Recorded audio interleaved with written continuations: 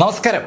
നീലും ബാബു ഷൈനും കൂടി ആ ലെൻ കുടുംബത്തിന്റെ ഗേറ്റിൽ തലകൾ ഒന്നൊന്നായി തൂക്കിയിട്ടിട്ട് പുറത്തേക്ക് ഇറങ്ങാൻ തുടങ്ങുമ്പോഴാണ് അവിടെ ആ വാഹനം വന്നു നിന്നത്. വാഹനം നിന്നതും നീലും ബാബു ഷൈനും സ്വാഭാവികമായിട്ടും ആ വാഹനത്തിലേക്ക് നോക്കി. ആ വാഹനത്തിൽ നിന്ന് 3 ചെറുപ്പക്കാരാണ് ചാടി ഇറങ്ങിയത്. അവര് ആ ഇറങ്ങിയ നിമിഷത്തിൽ തന്നെ ആ ഗേറ്റിലെ കാഴ്ച കണ്ടു. ഞെട്ടിപ്പിക്കുന്ന ആ കാഴ്ചയിലേക്ക് ഏതാണ്ട് സെക്കൻഡുകൾ നേരം ആ വന്ന ആഗതർ അങ്ങനെ നോക്കി നിന്ന് പോവുകയാണ്. ലിൻ കുടുംബത്തിന്റെ തലവൻ സാക്ഷാൽ ലിൻ ആന്റിയുടെ തല അവർക്ക് ആ കൂട്ടത്തിൽ വ്യക്തമായി തിരിച്ചറിയാൻ പറ്റുന്നുണ്ട്. അത് കണ്ട ആ ചെറുപ്പക്കാരുടെ മുഖം ശരിക്കൊന്ന് വിളറി.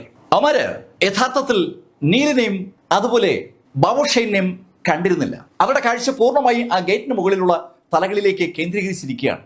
ശരിക്കും ആ കാഴ്ച കണ്ട് സ്തംഭിച്ചു പോയ ആ ടീമിന് ഒരു കാര്യം മനസ്സിലായി, അവര് ലേറ്റ് ആയിരിക്കുന്നു. ലിൻ കുടുംബത്തെ ആക്രമിച്ച് ഇതുപോലെ അവസാനിപ്പിക്കാൻ കപ്പാസിറ്റി ഉള്ള ആരെങ്കിലും ഈ ഹക്സിയിൽ ഉണ്ടെന്ന് അവർ ഇതുവരെയും ധരിച്ചിരുന്നില്ല. പക്ഷെ ഇപ്പോ അവരുടെ ആ തെറ്റിദ്ധാരണയ്ക്ക് അവരിതാ പ്രതിഫലം നൽകേണ്ടി വന്നിരിക്കുകയാണ്. ലിൻ കുടുംബത്തെ രക്ഷിക്കാനായി പാഞ്ഞെത്തിയ അവർക്ക് എത്താൻ കഴിയുന്ന മുമ്പ് ലിൻ കുടുംബത്തെ രക്ഷിക്കാനായി പാഞ്ഞെത്തിയ അവർ ആ വീടിന്റെ പടി കടക്കും മുമ്പ് അവിടെയുള്ള മുഴുവൻ ആളുകളും കൊല്ലപ്പെട്ടിരിക്കുകയാണ്. ആ യാഥാർത്ഥ്യം തിരിച്ചറിഞ്ഞ ആ ചെറുപ്പക്കാർ അപ്പോഴാണ് ആ കാഴ്ച കാണുന്നത്. അവിടെ അവരെ തന്നെ നോക്കി 2 പേർ നിൽപ്പുണ്ട്.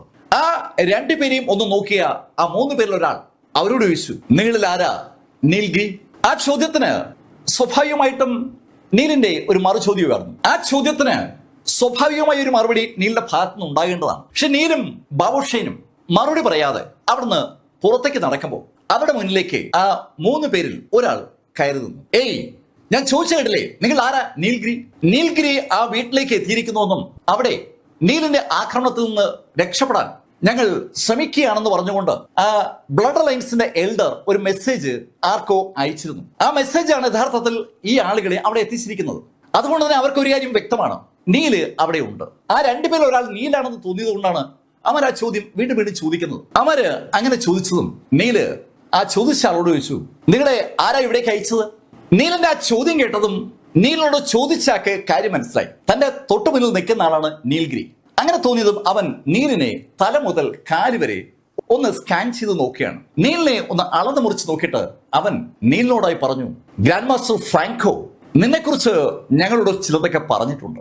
നീയാണ് നീൽഗിരി എങ്കിൽ നിന്റെ കൈയും കാലും അടിച്ചൊടിച്ച് നിന്നെ ഗ്രാൻഡ് മാസ്റ്റർ ഫ്രാങ്കോയുടെ മുന്നിൽ ഞങ്ങൾക്ക് എത്തിക്കേണ്ടി വരും. അയാൾ അത്രയും പറഞ്ഞപ്പോ നീലിന് കഥ മനസ്സിലായി. എത്തിയിരിക്കുന്നത് ഗാർഡിയൻ ഫ്രാങ്കോയുടെ ആളുകളാണ്. ഗാർഡിയൻ ഫ്രാങ്കോയാണ് അവിടെ ആ ലിൻ കുടുംബത്തിൽ കയറി വന്ന് സാക്ഷാൽ ബൈലിക്സിനെ ഭീഷണിപ്പെടുത്തി അവിടെ നിന്ന് ഒഴിവാക്കിയത്.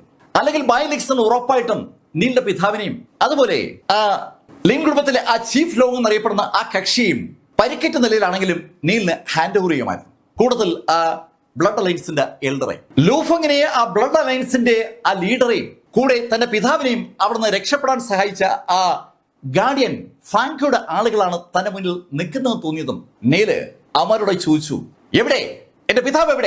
എവിടെ ലൂഫൻ? ആ ചോദ്യം കൂടി നീലിന്റെ ഭാഗത്തുനിന്നുണ്ടായതും വന്ന ആഗതർക്ക് കാര്യം മനസ്സിലായി, അത് നീൽഗിരി തന്നെയാണ്. അങ്ങനെ തോന്നിയതും ആ നീലിനോട് സംസാരിച്ച വ്യക്തി അയാളുടെ പുറകെ നിൽക്കുന്ന ആളുകളോട് പറഞ്ഞു, ഇനി ഒന്നും നോക്കണ്ട, ഇവന്റെ 2 കാലും അടിച്ചൊടിച്ച് ഇവനെ വണ്ടിയിലേക്ക് കയറ്റി. കേൾക്കേണ്ട താമസം അവർ 2 പേരും മുന്നോട്ട് നടന്നു തുടങ്ങിയാണ്. അത് കണ്ടതും ബാബു ഷൈൻ നീലിനോട് പറഞ്ഞു, മാസ്റ്റർ, ഇവന്മാരെ കാര്യം ഞാൻ നോക്കാം. അങ്ങനെ പറഞ്ഞിട്ട് ബാബു ഷൈൻ മുന്നോട്ട് കയറി. ബാബു ഷൈൻ മുന്നോട്ട് നടന്നു വരുമ്പോ ആ ആഗതയുടെ മുഖത്ത് ഒരു പുഞ്ചിരി വിരിഞ്ഞു. അവന്റെ ചിരി ശരിക്കും എന്താണ് അർത്ഥമാക്കുന്നതെന്ന് മനസ്സിലാക്കാതെ ബാബു ഷൈൻ അയാളുടെ നടത്തത്തിന്റെ വേഗത കൂട്ടി അതങ്ങ് ഓട്ടമായി. ശരിക്കും കുതിച്ചു പാഞ്ഞുകൊണ്ട് ബാബു ഷൈൻ മുന്നോട്ട് കയറി ചാടി ഉയർന്ന ഒരു അക്ഷയിടി. ഈ സമയത്ത് ബാബു ഷൈനെ തന്നെ നോക്കി നിൽക്കുകയാണ് ഏറ്റവും മുന്നിലുള്ള ആൾ. അയാളുടെ ഇടതുവശത്തും വലതുവശത്തുമായി ബാക്കി 2 പേരും എത്തിക്കഴിഞ്ഞു. ആ 3 പേരും ഒരു മതിൽ പോലെ നിൽക്കുമ്പോഴാണ് ബാബു ഷൈൻ ആകാശത്തേക്ക് ചാടി ഉയർന്നിട്ട് ശക്തമായി ആഞ്ഞൊന്ന് ഇടിക്കുന്നത്. ഈ കാഴ്ച കണ്ടുകൊണ്ട് നീല് പുറകെ നിൽക്കുകയാണ്. ബാബു ഷൈൻ ആകാശത്ത് താഴേക്ക് ഇങ്ങനെ പാഞ്ഞു വന്നതും ആ നടക്ക് നിൽക്കുന്ന വ്യക്തി അയാളുടെ കൈ ഒന്ന് ഉയർത്തി. ശരിക്കും അയാളുടെ കൈ ആകാശത്തേക്ക് ഇങ്ങനെ ഉയർന്നതും ആ കൈയിൽ നിന്ന് ശക്തമായ ഒരു ഫോഴ്സ് മുന്നോട്ട് വരികയാണ്. ആ മുന്നോട്ട് വന്ന ഫോഴ്സ് പെട്ടെന്നാണ് ഒരു വലിയ കൈയായി അങ്ങ് രൂപം കൊള്ളുന്നത്. ആ കൈ രൂപം കൊണ്ട ആ നിമിഷത്തിൽ അതിൽ നിന്ന് അതിശക്തമായ ഒരു പ്രഷർ തനിക്ക് നേരെ വരുന്നത് ബാബു ഷൈന് മനസ്സിലായി. പക്ഷെ ബാബു ഷൈന് പിന്തിരിയാൻ കഴിയാത്ത ശൈലിയിൽ അവൻ ആകാശത്ത് നിന്ന് താഴേക്ക് പാഞ്ഞു വരികയാണ്. അവൻ എന്തെങ്കിലും ചെയ്യാൻ കഴിയുമ്പോൾ അവന്റെ ആ ചുരുട്ടിയ മുഷ്ടിയും ആ അയഥാർത്ഥമായ ആ ഫാൻറ്റം രൂപത്തിലുള്ള കൈയും ഒന്ന് കൂട്ടിമുട്ടി. തൽഫലമായി ബാബർ ഷൈൻ വന്ന രീതിയിൽ ആകാശത്തേക്ക് ഇന്ന് കുതിച്ചുയർന്ന് ശരിക്കും ദൂരേക്ക് ഇങ്ങനെ തെറിച്ച് വീഴുകയാണ്. ബാബർ ഷൈൻ ആകാശത്തേക്ക് താഴേക്ക് വരുമ്പോഴേക്കും നീല് അയാളുടെ അടുത്ത് ഓടിയെത്തിയിരുന്നു. അവൻ തറയിലേക്ക് വീഴും മുമ്പ് നീല് അവനെ പിടിച്ചു എന്ന് പറയാം. പക്ഷേ ഈ സമയത്ത് ബാബർ ഷൈൻ ശരിക്കും വിറയ്ക്കുന്നുണ്ട്. അവന് വായിക്കൂടി രക്തം പുറത്തേക്ക് തെറിക്കുകയുമാണ്. അവന് വായിക്കൂടി രക്തം പുറത്തേക്ക് തെറിക്കുന്നുമുണ്ട്. ബാബർ ഷൈൻ നീലിനോട് പറഞ്ഞു, മാസ്റ്റർ, ഇവര് ശക്തരാണ്. ഞാൻ വിചാരിച്ചാൽ ഇവരൊന്നും ചെയ്യാൻ പറ്റില്ല. ബാബർ ഷൈൻ ഈ ഗ്രാൻഡ് മാസ്റ്റേഴ്സ് ലിസ്റ്റിൽ 10ാം റാങ്കിലുണ്ടായിരുന്ന കക്ഷിയാണ്. അയാളെ നിഷ്പ്രയാസം ഒരു കൈകൊണ്ട് ആകാശത്തിലൂടെ തെറിപ്പിക്കാനുള്ള കപ്പാസിറ്റി ആ വന്ന ആളുകൾക്കുണ്ട്. അത് ബാബർ ഷൈനും നീലിനും മനസ്സിലാകുമ്പോൾ ആ കൈ ഉയർത്തിയ വ്യക്തി ഒന്ന് ചിരിച്ചു. ഹേയ് ബാബർ ഷൈൻ, എനിക്ക് നിന്നെ അറിയാം. നിന്റെ പാട്രിയാക്, നിന്റെ കുടുംബനാഥൻ ഞങ്ങൾക്ക് എല്ലാവർക്കും ബഹുമാനമുള്ള ഒരു ഗാർഡിയനാണ്. അതുകൊണ്ട് നിന്നെ തൽക്കാലം ഞാൻ കൊല്ലാത്തത്. ബാബർ ഷൈൻ, നീ ഒരു കാര്യം മറന്നുപോയി. ഈ ഹക്സിയുടെ ഗ്രാൻഡ് മാസ്റ്റേഴ്സ് ലിസ്റ്റിൽ 1ാം റാങ്ക് ആർക്കാണെന്നുള്ള കാര്യം. അത് മറ്റാരുമല്ല, ഞങ്ങളുടെ ഫ്രാങ്കോ കുടുംബത്തിലെ ഞങ്ങളുടെ ഇളയ അനുജനാണ്. ഗാർഡിയൻ ഗ്രാൻഡ് മാസ്റ്റർ ഫ്രാങ്കോ ലീമാന്റെ കുടുംബാംഗങ്ങളാണ് അവിടെ എത്തിയിരിക്കുന്ന ആ 3 പേര്. ആ 3 പേരുടെ താഴെ ഒരാൾ കൂടി ഉണ്ട്. അയാളാണ് യഥാർത്ഥത്തിൽ ഹക്സിയിലെ നമ്പർ 1. ആ നമ്പർ 1 ശരിക്കും ഫൈറ്റ് ചെയ്ത് ശക്തരാകുന്നത് ഈ 3 പേരുമായി ഫൈറ്റ് ചെയ്താണ്. ആ 4 സഹോദരങ്ങളും ഹക്സിയിലെ അറിയപ്പെടാത്ത ശക്തികളാണെന്ന് പറയാം. ബാബർ ഷൈന് അവർ പറഞ്ഞത് കേട്ടതും കാര്യം മനസ്സിലായി. പക്ഷെ നീലിന് അവരെ അങ്ങനെ വെറുതെ വിടാൻ പറ്റില്ല. കാര്യം മനസ്സിലായെങ്കിലും നീലിന് അവരെ നേരിട്ടാൽ മാത്രമേ അവിടെ നിന്ന് പുറത്തു കിടക്കാൻ പറ്റൂ. ബാബർ ഷൈനെ പുറകോട്ട് മാറ്റിയിട്ട് നീല് സാവധാനം മുന്നോട്ട് നടന്നു. നിങ്ങൾ ആരാ എന്താ എന്നത് എന്റെ വിഷയമല്ല. എനിക്കറിയേണ്ടത് ഒരു സിമ്പിൾ കാര്യമാണ്. എവിടെ എന്റെ പിതാവ്?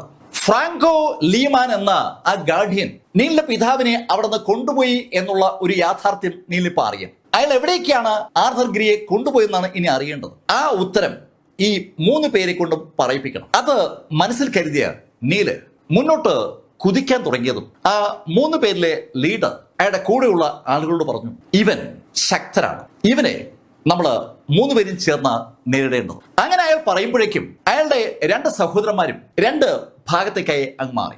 പെട്ടെന്ന് അവർ 3 പേരും തമ്മിൽ ഒരു ഫോർമേഷൻ രൂപം കൊള്ളുകയാണ്. അതിശക്തമായ ഒരു ഫോർമേഷൻ അവിടെ ആ 3 പേരും തമ്മിൽ രൂപീകരിച്ചു കഴിഞ്ഞതും അതൊരു പ്രഷർ അവിടെ ജനറേറ്റ് ചെയ്തു. ശക്തമായ പ്രഷർ. സാധാരണഗതിയിലുള്ള ഏതൊരു മാർഷൽ ആർട്ടിസ്റ്റും ആ പ്രഷറിന് മുന്നിൽ തലകുനിച്ച് മുട്ടുകുത്തി തറയിൽ വീണു പോകും. ദുർബലനാണെങ്കിൽ അവിടെ ഹൃദയം തകർന്ന് മരിക്കുകയും ചെയ്യും. ആ രീതിയിലുള്ള ഒരു പ്രഷറാണ് മുകളിൽ താഴേക്ക് വരുന്നത്. ശരിക്കും ആ 3 പേരുടെയും ഫോർമേഷന് അവിടെയുള്ള വായുവിനെ നിയന്ത്രിക്കാൻ പറ്റുന്നുണ്ട് എന്നാണ് ആ പറയുന്നതിന്റെ അർത്ഥം. ആ വായുവാണ് ശരിക്കും മുകളിൽ താഴേക്ക് പ്രഷർ ചെലുത്തുന്നത്. ആ പ്രഷർ ആ ഫോർമേഷൻ രൂപീകരിച്ചിരിക്കുന്ന ആളുകൾക്ക് അവർ ആഗ്രഹിക്കുന്ന ദിശയിലേക്ക് ചലിപ്പിക്കാൻ പറ്റും. അവർ 3 പേരും കൈ അനക്കുന്നതനുസരിച്ച് ശക്തമായ ഒരു എയർ പ്രഷർ നീലിന്റെ തലയ്ക്ക് മുകളിലേക്ക് കേന്ദ്രീകരിക്കുകയാണ്. നീല തലയ്ക്ക് മുകളിലേക്ക് ശക്തമായ ആ പ്രഷർ കേന്ദ്രീകരിക്കുമ്പോൾ സ്വാഭാവികമായിട്ടും ആ പ്രഷർ താങ്ങാതെ നീല് മുട്ടിടിച്ച് വീഴും. അതറിയാവുന്ന ആ മൂവസിംഗത്തിന്റെ നേതാവ് നീലിനോട് പറഞ്ഞു, ഹേയ് നീൽഗിരി, നീ വെറുതെ ബലം പിടിച്ച് ഇളിഫ്യനാകാനൊന്നും നിൽക്കണ്ട. നിന്റെ കാൽമുട്ടയിൽ തലിയോടിച്ച് ഞങ്ങൾ നിന്നെ ഗ്രാൻഡ് മാസ്റ്റർ ഗാർഡിയൻ ഫ്രാങ്കോ ലീമാന്റെ മുന്നിൽ കൊണ്ടുചെല്ലുമ്പോൾ അദ്ദേഹത്തിന് അതൊരുപാട് സന്തോഷം ഉണ്ടാക്കും. അങ്ങനെ പറഞ്ഞ ആ വ്യക്തി അയാളുടെ സഹോദരന്മാരെ ഒന്ന് നോക്കുമ്പോഴേക്കും അവരുടെ കൈ ഒന്നുകൂടി ഒന്ന് ബലപ്പിക്കുകയാണ്. സ്വാഭാവികമായിട്ടും നീലിന്റെ മുകളിൽ അനുഭവപ്പെടുന്ന പ്രഷറിന്റെ ശക്തി അങ്ങ് കൂടി. നീല് ആ നിമിഷത്തിൽ കൈയൊന്ന് അനക്കി. നീലിന്റെ കയ്യിലേക്ക് ഉടൻ ആ ഡ്രാഗൺ സ്ലെയിങ് സോഡ് എത്തി. ആ സോഡ് കയ്യിലേക്ക് പിടിച്ച നീൽ അടുത്ത നിമിഷത്തിൽ ആ പ്രഷറിനെ അവഗണിച്ചുകൊണ്ട് ആകാശത്ത് നിന്ന് താഴേക്ക് ആഞ്ഞു വീശുകയാണ്. ഹെവൻ സ്പ്ലിറ്റിംഗ് സോഡ് ടെക്നിക്കിലെ സ്ലാഷ് നമ്പർ 2 തന്നെ ഒറ്റയടിക്ക് നീലങ്ങ് ഉപയോഗിക്കുകയാണ്. അതിശക്തമായ ഒരു ഫ്ലാഷോടുകൂടി ആയിരക്കണക്കിന് വാളുകൾ മുകളിൽ താഴേക്ക് നക്ഷത്രങ്ങൾ പെയ്തിറങ്ങുമ്പോൾ ആ മൂവർ സംഘവും അത് ഉൾക്കൊണ്ടുകൊണ്ട് തന്നെ മുന്നോട്ടൊരൊറ്റ കുതിപ്പ്. ശരിക്കും അവരുടെ ആ ഫോർമേഷനെ മറികടക്കാൻ നീലിന്റെ ആ ഫാളിംഗ് സ്റ്റാർ എന്ന ഹെവൻ സ്പ്ലിറ്റിംഗ് സോഡ് സ്ലാഷിലെ 2ാം സ്ലാഷിന് കഴിയില്ല എന്ന യാഥാർത്ഥ്യത്തിലേക്ക് നീല് തിരിച്ചറിയുമ്പോഴേക്കും നീലിന്റെ തൊട്ടടുത്ത് ആ മൂവരിൽ ഒരാള് എത്തിക്കഴിഞ്ഞു. ആ നേതാവ് നീലിന്റെ തൊട്ടടുത്ത് എത്തുമ്പോൾ നീലിന് അതിശക്തമായ പ്രശ്നം അനുഭവപ്പെടുകയാണ്. നീല് ഇപ്പോ ഉപയോഗിച്ച ഹെവൻ സ്പ്ലിറ്റിംഗ് സ്ലാഷ് നമ്പർ 2 നീലിന്റെ ശക്തിക്ക് അപ്പുറത്തുള്ള ഒരു സ്ലാഷാണ്. പക്ഷെ ആ സ്ലാഷിന് ആ മൂവർ സംഘത്തെ തൊടാൻ പറ്റിയില്ല. ഫലത്തിൽ നീലിന്റെ എനർജി നഷ്ടപ്പെടുത്തിയ വെറും ഒരു സ്ലാഷാ ഉണ്ടായിരിക്കുന്നത്. നീലിന്റെ കയ്യിൽ ഇനിയുള്ളത് രക്ഷകളാണ്, സ്പിരിച്വൽ രക്ഷകൾ. നീല് പെട്ടെന്ന് പുറകോട്ട് മാറി അതിവേഗം സ്പിരിച്വൽ രക്ഷകൾ സൃഷ്ടിക്കാൻ ശ്രമിക്കുകയാണ്. കൈകൾ കൊണ്ട് നീല സ്പിരിച്വൽ രക്ഷ സൃഷ്ടിക്കാൻ ശ്രമിക്കുന്നത് സ്വാഭാവികമായിട്ടും ആ മൂവർ സംഘത്തിന്റെ ശ്രദ്ധയപ്പെട്ടു. അവന്മാര് അതിന് നീലിനെ അനുവദിക്കാതെ മുന്നോട്ട് കുതിക്കുകയാണ്. ഏറ്റവും മുന്നിലുള്ള ആള് ഈ സമയത്ത് ഒരു കഠാര വലിച്ചൂരിക്കഴിഞ്ഞു. ആ കഠാര ശരിക്കും ആ രാത്രിയിലും നന്നായി തിളങ്ങുകയാണ്. ആ കഠാരയുമായി മുന്നോട്ട് കുതിച്ച അയാൾ ആകാശത്തിൽ ചാടി ഉയർന്ന് ആ കഠാര കൊണ്ട് നീലിന്റെ കഴുത്തിലേക്ക് ആഞ്ഞു കുത്തുകയാണ്. പക്ഷെ ഈ സമയത്ത് നീല പുറകോട്ട് മാറിക്കൊണ്ട് ആ രക്ഷ സൃഷ്ടിക്കാൻ ശ്രമിക്കുകയാണ്. പീറ്റർ കാൻ ഹൈ നീലിനെ പഠിപ്പിച്ചിരിക്കുന്ന ആ സ്പിരിച്വൽ രക്ഷ അവിടെ സൃഷ്ടിച്ചു കഴിഞ്ഞാൽ നീലിന് ആ നിമിഷത്തിൽ അവിടെ ഒരു സ്ഫോടനം സൃഷ്ടിക്കാൻ പറ്റും. ആ സ്ഫോടനം സൃഷ്ടിക്കുന്ന ഒരു അമ്പരപ്പ് അത് മതി നീലിന് ബാബൂർ ഷൈനുമായി രക്ഷപ്പെടാൻ. അതിനുവേണ്ടി നീല് ആ രക്ഷ സൃഷ്ടിക്കാൻ ശ്രമിക്കുമ്പോഴാണ് ആകാശത്തേക്ക് ചാടി ഉയർന്ന ആ ഫ്രാങ്കോ കുടുംബത്തിലെ അതിശക്തനായ ആ യോദ്ധാവ് കഠാരയുമായി നീലിന്റെ അടുത്തേക്ക് പാഞ്ഞെത്തിയത്. നീലിന്റെ കഴുത്തിലേക്ക് ആ കഠാര താണ് വരുന്ന ആ നിമിഷത്തിൽ പെട്ടെന്ന് അന്തരീക്ഷം ആകെ തണുത്തു. തികച്ചും അപ്രതീക്ഷിതമായി മഞ്ഞ് മലയ്ക്കുള്ളിൽ ആ എൻ്റെ സ്ഥലവും പെട്ടതുപോലെ സകലരും അങ്ങ് സ്തംഭിച്ചു പോവുകയാണ്. ശക്തമായ തണുപ്പ് ആ പ്രദേശത്ത് സകലർക്കും അനുഭവപ്പെടുമ്പോൾ നീലിനെ കഠാര കൊണ്ട് കുത്താൻ ചാടി ഉയർന്ന ആ വ്യക്തിയുടെ പുറകിലുണ്ടായിരുന്ന ആ രണ്ട് യോദ്ധാക്കളും ഒരു കാഴ്ച കണ്ടു. ഒരു കഠാര അത് മാത്രം മൂവ് ചെയ്യാണ്. ആ കഠാര ഐസ് കൊണ്ട് ഉണ്ടാക്കപ്പെട്ടതാണ്. ഐസ് കൊണ്ടുള്ള ഒരു ചെറിയ കത്തി അതിവേഗം ആ ചാടി ഉയർന്ന് നീലിനെ കുത്താൻ ശ്രമിക്കുന്ന കക്ഷിയുടെ അടുത്തേക്ക് പാഞ്ഞു വരികയാണ്. ശരിക്കും ബാക്കി എൻറ്റയർ സിസ്റ്റം സ്തംഭിച്ചു നിൽക്കുമ്പോൾ ആ കഠാര മാത്രം വായുവിലൂടെ മൂവ് ചെയ്ത് അവിടെ കൺമുന്നിൽ വെച്ച് ആ ചാടി ഉയർന്ന വ്യക്തിയുടെ കഴുത്തിലേക്ക് പാഞ്ഞു കയറി. അയാളാണെങ്കിൽ യഥാർത്ഥത്തിൽ പുറകിൽ നിന്ന് ഒരു കഠാര വരുന്നത് കണ്ടതേയില്ല. അയാളുടെ കൈ ഉയർത്തിപ്പിടിച്ചിരിക്കുകയാണ്. ഉയർത്തിപ്പിടിച്ചിരിക്കുന്ന ആ കയ്യിൽ ഒരു കഠാരയുണ്ട്. ആ കഠാര കൊണ്ട് അയാൾ നീലിന്റെ കഴുത്തിലേക്ക് ആഞ്ഞു കുത്താൻ ശ്രമിക്കുമ്പോൾ അയാളുടെ കഴുത്തിന്റെ തൊട്ടു പുറകിൽ അയാൾക്കൊരു തണുപ്പ് അനുഭവപ്പെട്ടത്. അയാളുടെ കഠാര താക്കാൻ പറ്റുന്നില്ല. എന്തോ ഒന്ന് അയാളെ പിടിച്ച് നിർത്തിയിരിക്കുകയാണ്. അതേ സമയത്ത് അയാളുടെ കഴുത്തിന്റെ പുറകിൽ അനുഭവപ്പെടുന്ന തണുപ്പ് കൂടിക്കൂടി വരികയാണ്. ആ തണുപ്പ് കഴുത്തിനകത്തേക്ക് ഇങ്ങനെ കടന്നു വരുന്നത് അയാൾക്ക് അനുഭവപ്പെടുന്നുണ്ട്. ശരിക്കും അയാൾക്ക് എന്താണ് സംഭവിക്കുന്നതെന്ന് മനസ്സിലാകുമ്പോൾ അയാൾ ഒരു കാഴ്ച കണ്ടു. ആകാശത്തേക്ക് ചാടി ഉയർന്ന് കഠാര ഉയർത്തി നിന്നിരുന്ന അയാളുടെ കൈ ഉള്ള ആ ബോഡി ഭാഗത്തിന് ഇപ്പോ തലയില്ല. ആ തലയിലെ കണ്ണുകൾ ആ തല ഇങ്ങനെ താഴോട്ട് ഇങ്ങനെ താഴ്ന്നു വരുമ്പോൾ അമ്പരപ്പോടെ ആ കാഴ്ച കാണുകയാണ്. അയാളുടെ നിന്ന് അയാൾ കരുതിയിരുന്ന ആ ബോഡി അത് അന്തരീക്ഷത്തിൽ അങ്ങനെ നിൽക്കുകയാണ്. അന്തരീക്ഷത്തിൽ നിൽക്കുന്ന ആ ബോഡിയുടെ വലത് കൈയിൽ ഒരു കഠാരയുണ്ട്. ഇടത് കൈ ഒരു പ്രത്യേക ആക്ഷനിൽ നിൽക്കുകയാണ്. താഴേക്ക് അങ്ങനെ വീണുകൊണ്ടിരിക്കുന്ന ആ തലയുടെ കണ്ണുകളിൽ ശരിക്കൊരു അമ്പരപ്പുണ്ട്. എന്താണ് സംഭവിച്ചതെന്ന് ആ കണ്ണുകൾക്ക് മനസ്സിലായിട്ടില്ല എന്ന് വ്യക്തം. ആ കണ്ണുകളുള്ള തല താഴേക്ക് വീഴുമ്പോൾ തന്നെ അയാൾ ആ കാഴ്ച കണ്ടു. തലയില്ലാത്ത അയാളുടെ ബോഡി താഴേക്ക് വീഴുന്ന കാഴ്ച. ഈ കാഴ്ച ഈ ബോഡിയുടെ ലെഫ്റ്റിലും റൈറ്റിലും ഉണ്ടായിരുന്ന ആ ചെറുപ്പക്കാരെ ശരിക്കും ഞെട്ടിച്ചു. ഈ കാഴ്ച കണ്ട് സ്തംഭിച്ചു നിൽക്കുന്ന ആ രണ്ടുപേരിൽ ഇടതുവശത്ത് നിൽക്കുന്ന ആളിന്റെ കഴുത്തിലേക്ക് ഇതിനിടയിൽ മുന്നോട്ട് കുതിച്ച നീലിന്റെ കയ്യിലെ കഠാര അങ്ങ് കയറിയിരുന്നു. അവൻ തന്റെ തൊട്ടു മുമ്പിൽ അവന്റെ സഹോദരൻ തലയേറ്റ് താഴേക്ക് വീഴുന്ന കാഴ്ച കണ്ട് വാ പൊളിച്ച് അങ്ങനെ നിൽക്കുമ്പോഴാണ് അവനത് അറിയുന്നത്. ഒരു ചൂട് രക്തം അവന്റെ കഴുത്തിലൂടെ ഒലിച്ചിറങ്ങുന്ന ആ അനുഭവം അവന് സ്വയം അനുഭവിക്കാൻ കഴിഞ്ഞപ്പോൾ തന്നെ അവന്റെ തല കഴുത്തിന് അറ്റിരുന്നു. ഭയന്നുപോയ മൂന്നാമൻ ഈ സമയത്ത് തിരിഞ്ഞൊരൊറ്റ ഓട്ടം. ശരിക്കും അവൻ ഓടുമ്പോൾ നീലിന് അവനോടൊപ്പം ഓടാനുള്ള കരുത്തില്ല എന്നതാണ് സത്യം. നീലിന്റെ ബോഡിയിലെ എൻറ്റയർ എനർജിയും നീല് എടുത്ത് ഉപയോഗിച്ചിരുന്നു ആ സെക്കൻഡ് സ്ലാഷിന് വേണ്ടി. പക്ഷേ നീലിന് അവനെ വെറുതെ വിടാൻ പറ്റില്ല. കഴുത്തറ്റ താഴേക്ക് വീണ രണ്ടാമന്റെ കയ്യിൽ നിന്ന് താഴേക്ക് വീഴുകയായിരുന്ന കഠാര നീല് ഒരു കാലം കൊണ്ട് തട്ടിപ്പൊക്കി ഇടത് കൈയിലേക്ക് എടുത്ത് വലിച്ചൊരൊറ്റ എറി. മുന്നോട്ട് പായുന്ന ആ മൂന്നാമൻ അതിവേഗതയിൽ പായുമ്പോഴാണ് ശരിക്കും അവനേക്കാൾ വേഗതയിൽ പാഞ്ഞു വന്ന അവന്റെ സഹോദരന്റെ കഠാര അവന്റെ മുതുകിലൂടെ കയറി അവനെയും പറപ്പിച്ചുകൊണ്ട് മുന്നിലുള്ള മരത്തിലേക്ക് തറച്ചങ്ങ് കയറുന്നത്. ആ ബോഡി ആ മരത്തിൽ തറച്ച് അങ്ങനെ കുത്തി നിൽക്കുമ്പോൾ നീല് ആ കാഴ്ച കണ്ടു. ഭയന്ന് വിളറി വെളുത്ത് നിൽക്കുന്ന സാക്ഷാൽ വിയങ്ങിനെ. യൂണിവേഴ്സിറ്റി ബിൽഡിങ്ങിൽ നിന്ന് നീലും ബാബോർ ഷൈനും കൂടി താഴേക്ക് ചാടുമ്പോൾ ആ കാഴ്ച കണ്ട വിയങ് അറിയാതെ കൂടെ ചാടിപ്പോയതാണ്. പക്ഷെ അവളെ കൊണ്ട് ചാടിച്ചതാണ്. അവളുടെ ഉള്ളിൽ നിന്നൊരു ശബ്ദം അവളോട് പറയുകയായിരുന്നു ചാടാൻ. ചാടി താഴെ എത്താറായപ്പോ മരിച്ചു പോകുന്ന അവൾക്ക് തോന്നിയെങ്കിലും അവൾക്ക് ഒന്നും സംഭവിക്കാതെ അവള് താഴെ എത്തുകയായിരുന്നു. അവിടെ നിന്ന് അവള് നീലിന്റെ പുറകെ ഓടിയതാണ്. ഇവിടെ അവൾ ഓടിയെത്തുമ്പോൾ അവൾ കാണുന്നത് നീലിനെ ആക്രമിക്കാൻ ശ്രമിക്കുന്ന ഒരാളെയാണ്. ശരിക്കും എന്താണ് അവൾക്ക് സംഭവിച്ചതെന്ന് അവൾക്ക് ഒരു പിടിയില്ല. അവൾ പെട്ടെന്ന് കൈ അനക്കായിരുന്നു. കൈ അനക്കിയതും അവൾക്ക് ചുറ്റും ഇഷ്ടം പോലെ മഞ്ഞ കണികളുണ്ടായി. അവൾ പോലും അറിയാതെ ആ കൈ ഒന്നുകൂടി അനക്കിയപ്പോൾ ആ മഞ്ഞ കണികൾ കൃത്യമായിട്ട് ഒരു കഠാരയുടെ രൂപത്തിലേക്ക് അവളുടെ കൺമുമ്പിൽ രൂപം മാറുന്നതും അവൾ കണ്ടിരുന്നു. ആ കഠാര അവളുടെ കൈയുടെ ആക്ഷൻ അനുസരിച്ച് മുന്നോട്ട് കുതിച്ചതും നീലിനെ കുത്താനായി ചാടി ഉയർന്ന ആളുടെ കഴുത്ത് വഴി ആ കഠാര കയറിയതും അവളെ കണ്ണുകൊണ്ട് കണ്ടതാണ്. അവർക്കറിയാം അവളാണ് അയാളെ കൊന്നതെന്ന്. ജീവിതത്തിൽ ആദ്യമായിട്ടാണ് അവൾ ഇത്തരത്തിലൊരു കാര്യം ചെയ്യുന്നത്. അവളൊരു മനുഷ്യനെ കൊല്ലുന്ന ആളായി മാറുമെന്ന് അവൾ ഒരിക്കലും കരുതിയിരുന്നില്ല. അവൾ ഈ ക്യാപിറ്റൽ സിറ്റി യൂണിവേഴ്സിറ്റിയിലെ ഇംഗ്ലീഷ് ലെക്ചറാണ്. ഇംഗ്ലീഷ് ഭാഷ പഠിക്കാൻ താല്പര്യമുള്ള ആളുകൾക്ക് അതിൽ പ്രാവീണ്യം ഉണ്ടാക്കി കൊടുക്കുക എന്നത് ദൗത്യമായി ഏറ്റെടുത്തിരുന്ന അവളിത അതേ ക്യാപിറ്റലിൽ ഒരാളെ ആ രാത്രി ഒരു കഠാര കൊണ്ട് കുത്തിക്കൊന്നിരിക്കുകയാണ്. ആ യാഥാർത്ഥ്യം ഇപ്പോ വിയങ്ങിന്റെ മനസ്സിലുണ്ട്. അതിനെക്കുറിച്ച് ആലോചിച്ചപ്പോഴാണ് വിയങ്ങിന്റെ മുഖത്തുനിന്ന് രക്തം അങ്ങ് ശരിക്കും വാർന്നു പോയത്. അവൾ ശരിക്കും പേപ്പർ പോലെ വിളറുമ്പോഴേക്കും നീല് ഓടി അടുത്തെത്തിയിരുന്നു. നീല് വിയങ്ങിനെ ഒന്ന് താങ്ങി. ഏയ് വിയങ്, നീ എങ്ങനെയാ ഇവിടെ എത്തിയത്? നീല് അവളുടെ പുറത്ത് തട്ടി അങ്ങനെ ചോദിച്ചപ്പോഴാണ് വിയങ്ങിന് സ്വബോധം വീണ്ടും കിട്ടുന്നത്. നീൽ, ഞാൻ ഒരാളെ കൊന്നു. ഏയ് വിയങ്, അതൊക്കെ വിട്ടേക്ക്. ഇവിടെ ഒന്നും സംഭവിച്ചിട്ടില്ല. നോക്ക്, നമ്മൾ അങ്ങനെ ചെയ്തില്ലെങ്കിൽ ഞാനും നീയും നമ്മുടെ സുഹൃത്തും കൊല്ലപ്പെടുമായിരുന്നു. ശരിയല്ലേ എന്ന് നീല് ചോദിച്ചപ്പോ അവള് അറിയാതെ തലകുനിക്ക് പോവുകയാണ്. അവൾക്ക് പറയാം റിസൾട്ട് എന്തായിരിക്കുമെന്ന്.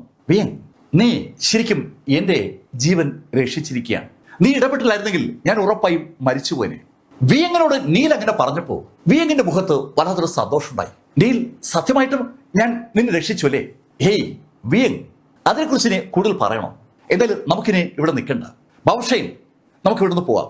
ബാബുഷൈനും നീലും വിയങ്ങും ഉടൻ തന്നെ ആ കോമ്പൗണ്ട് കടന്ന് പുറത്തേക്ക് ഇറങ്ങുമ്പോൾ ബാബുഷൈൻ നീലിനോട് പറഞ്ഞു, നീൽ എന്റെ കുടുംബത്തിലെ പാട്രിയാർക്ക് ഗാർഡിയന്മാരുടെ കൂട്ടത്തിൽ ഒരാളാണ്. അദ്ദേഹത്തോട് ഞാനൊന്ന് സംസാരിക്കാം. ഞാൻ ഓൾറെഡി സംസാരിച്ചിട്ടുണ്ട്. അദ്ദേഹം ഇടപെട്ടാൽ നമുക്ക് ഒരു പരിഹാരം ഉണ്ടാവും. ഈ രാത്രിയിൽ ഞാൻ എന്തായാലും വീണ്ടും അങ്കിളിനെ കോണ്ടാക്ട് ചെയ്യുന്നുണ്ട്. അവൻ അങ്കിൾ എന്ന് വിളിക്കുന്ന ആ കുടുംബത്തിലെ ആ കാരണവർ ഹക്സിലെ 20 ഗാർഡിയന്മാരിൽ ഒരാളാണ്. ഹക്സിൽ നേരത്തെ 20 ഗാർഡിയന്മാരുണ്ടായിരുന്നു. ഇപ്പൊ 19 ഉള്ളൂ. ഒരാള് നീലിന്റെ കയ്യാൽ കൊല്ലപ്പെട്ട് കഴിഞ്ഞു. ഈ 19 പേര് 2 ഗ്രൂപ്പാണ്. ഒരു ഗ്രൂപ്പിൽ 10 പേരും മറ്റേ ഗ്രൂപ്പിൽ 9 പേരും. ആ 19 പേർക്കും അവരുടേതായ അതിശക്തമായ കുടുംബങ്ങളുണ്ട്. ആ കുടുംബങ്ങളുടെ കൂടി ബലത്തിലാണ് അവരൊക്കെ ഗാർഡിയൻസ് ആയിരിക്കുന്നത്. ഗാർഡിയൻ ആയിരിക്കുന്ന എല്ലാവരും ശരിക്കും ശക്തരുമാണ്. ബാബുഷൈൻ നീലിന്റെ അച്ഛനെ കണ്ടെത്താനായി ബാബുഷൈന്റെ ആ ബന്ധം ഉപയോഗിക്കാന്ന് പറഞ്ഞതും നീല് ബാബുഷൈനോട് യാത്ര പറഞ്ഞ് വിയങ്ങുമായി യൂണിവേഴ്സിറ്റിയിൽ മടങ്ങിയെത്തി. യൂണിവേഴ്സിറ്റിയിൽ വിയങ്ങിന്റെ മുറിയിലേക്ക് എത്തിയതും നീല് വിയങ്ങിനോട് പറഞ്ഞു, വിയങ്, നിന്റെ കഴുത്തിലുള്ള ഈ മിസ്റ്റിക് സ്റ്റോൺ ഇനി അധിക നാള് ഉണ്ടാകുമെന്ന് എനിക്ക് തോന്നുന്നില്ല. അതിന്റെ പവർ നഷ്ടമായി വരികയാണ്. വിയങ്, ഞാൻ പറഞ്ഞ കാര്യം നീ ആലോചിച്ചു? നീൽ അങ്ങനെ ചോദിച്ചതും വിയങ് ഒരു നിമിഷം നീലിനെ തന്നെ നോക്കി നിന്നിട്ട് നീലിനോടായി പറഞ്ഞു, നീൽ, നിന്നെ രക്ഷിക്കാനായി ഞാൻ എന്തും ചെയ്യാൻ ഒരുക്കമാണ്. വിയങ്ങിന്റെ ആ റൂമിന് തൊട്ടടുത്തുള്ള റൂമിലെ താമസക്കാരനാണ് സാക്ഷൽ നീൽഗിരി. കോളേജിൽ അവളുടെ സഹപ്രവർത്തകൻ. ആ സഹപ്രവർത്തകനെ അവള് പരിചയപ്പെട്ടിട്ട് അധികം നാളുകളൊന്നും ആയിട്ടില്ല. പക്ഷേ അതിനിടയിൽ മറ്റാർക്കും അവള് കൊടുക്കാത്ത ഒരു സ്ഥാനം അവള് അവളുടെ ഹൃദയത്തിൽ കൊടുത്തിരിക്കുകയാണ്. അവളുടെ മാതാവിനെ രക്ഷിച്ച നീല് ഒരു പ്രതിഭാസമാണെന്ന് എങ്ങനെയൊരു തോന്നൽ വിയങ്ങിന്റെ മനസ്സിലുണ്ടായിട്ടുണ്ട്. വിയങ് അതുകൊണ്ട് തന്നെ നീല് പറയുന്ന എന്ത് കാര്യവും ചെയ്യാൻ റെഡിയാണ്. അവള് നീലോട് ചോദിച്ചു, നീൽ, ഞാൻ എന്താ ചെയ്യേണ്ടത്? വിയങ്, നീ ശരിക്കും കാര്യം തിരിച്ചറിഞ്ഞ് മുന്നോട്ട് പോകുന്നതാണ് നല്ലത്. നിന്റെ ബോഡി നിയന്ത്രിക്കാൻ ഒരിക്കലും നീ നിന്റെ ബോഡിക്കുള്ളിലെ ആ രണ്ടാമനെ അനുവദിക്കരുത്. നിന്നോട് സംസാരിച്ചു എന്ന് നീ പറഞ്ഞ ആ ആളുണ്ടല്ലോ, ആ ആള് നീ ദുർബലയായാൽ നിന്റെ ബോഡിയുടെ നിയന്ത്രണം കൈക്കലാക്കും. പിന്നെ ഒരിക്കലും നിനക്ക് നിന്റെ ബോഡിയുടെ നിയന്ത്രണം കിട്ടില്ല. ഇപ്പോ കുറച്ചു നേരത്തേക്കെങ്കിലും ആ വ്യക്തിയാണ് നിന്റെ ബോഡിയെ നിയന്ത്രിച്ചത്. നാളെ നിനക്ക് ഇഷ്ടമുള്ള സമയത്ത് ആ ആളെ നിന്റെ ബോഡിയിലേക്ക് കയറ്റാനും ഇറക്കാനും നിനക്ക് പറ്റും, നീ മാർഷൽ ആർട്സ് പ്രാക്ടീസ് ചെയ്താൽ. അല്ലെങ്കിൽ ആ ആളെക്കാൾ ശക്തി നീ നേടും, അതും മാർഷൽ ആർട്സ് പ്രാക്ടീസ് ചെയ്താലേ പറ്റൂ. നിന്റെ ബോഡിയിൽ ഫീനിഷ് ബ്ലഡാണ് ഉള്ളത്, അത് കോൾഡ് ബ്ലഡാണ്. സാധാരണഗതിയിൽ മനുഷ്യന്മാർക്ക് അങ്ങനെ തണുത്ത ബ്ലഡ് ഉണ്ടാകില്ല. നിന്റെ ബോഡിക്കുള്ളിൽ തണുത്ത ബ്ലഡായിട്ട് പോലും സാധാരണ മനുഷ്യരുടെ എല്ലാ ആക്ടിവിറ്റീസും ചെയ്യാൻ നിനക്കൊരു ബുദ്ധിമുട്ടുമില്ല. അതാണ് ഈ ബ്ലഡിന്റെ പ്രത്യേകത. മറ്റുള്ളവരുടെ ബ്ലഡിനേക്കാൾ നിന്റെ ബ്ലഡിന് തണുപ്പുണ്ട്. ആ തണുപ്പ് നിന്റെ ബോഡിയുടെ പ്രത്യേകതയാണ്. ആ തണുപ്പ് ഉപയോഗിച്ച് നിനക്ക് ചുറ്റുപാട് മുഴുവൻ തണുപ്പിക്കാൻ പറ്റും. അതുകൊണ്ടാണ് നീ ആക്ട് ചെയ്തപ്പോൾ ചുറ്റുപാടും തണുത്തത്. വിയങ്, നീ ശരിക്കും ഫിനിഷ് ബ്ലഡ് കോഡ് ഫിസിക്കിനെ നിയന്ത്രിച്ചില്ലെങ്കിൽ നീ മരണപ്പെടാനും സാധ്യതയുണ്ട്. കാര്യങ്ങൾ വെട്ടിത്തുറന്ന് പറയേണ്ട സമയമായി എന്ന് നീലിന് ബോധ്യമായതുകൊണ്ടാണ് നീല് വിയങ്ങിനോട് അങ്ങനെ തന്നെ പറഞ്ഞത്. അത് കേട്ടതും വിയങ് നീലിനോട് പറഞ്ഞു, നീൽ, അങ്ങനെയാണെങ്കിൽ ഞാൻ ഈ നിമിഷം കൾട്ടിവേഷൻ ആരംഭിക്കുകയാണ്. വിയങ്, ശരി, എന്നാ നീ കൾട്ടിവേഷൻ സ്റ്റാർട്ട് ചെയ്യും. ഏയ് നീൽ പോകരുത്, എനിക്കിപ്പോ ഒരു ഭയമുണ്ട്. ഈ രാത്രിയിൽ നീല് ഇവിടെ ഉണ്ടാകണം.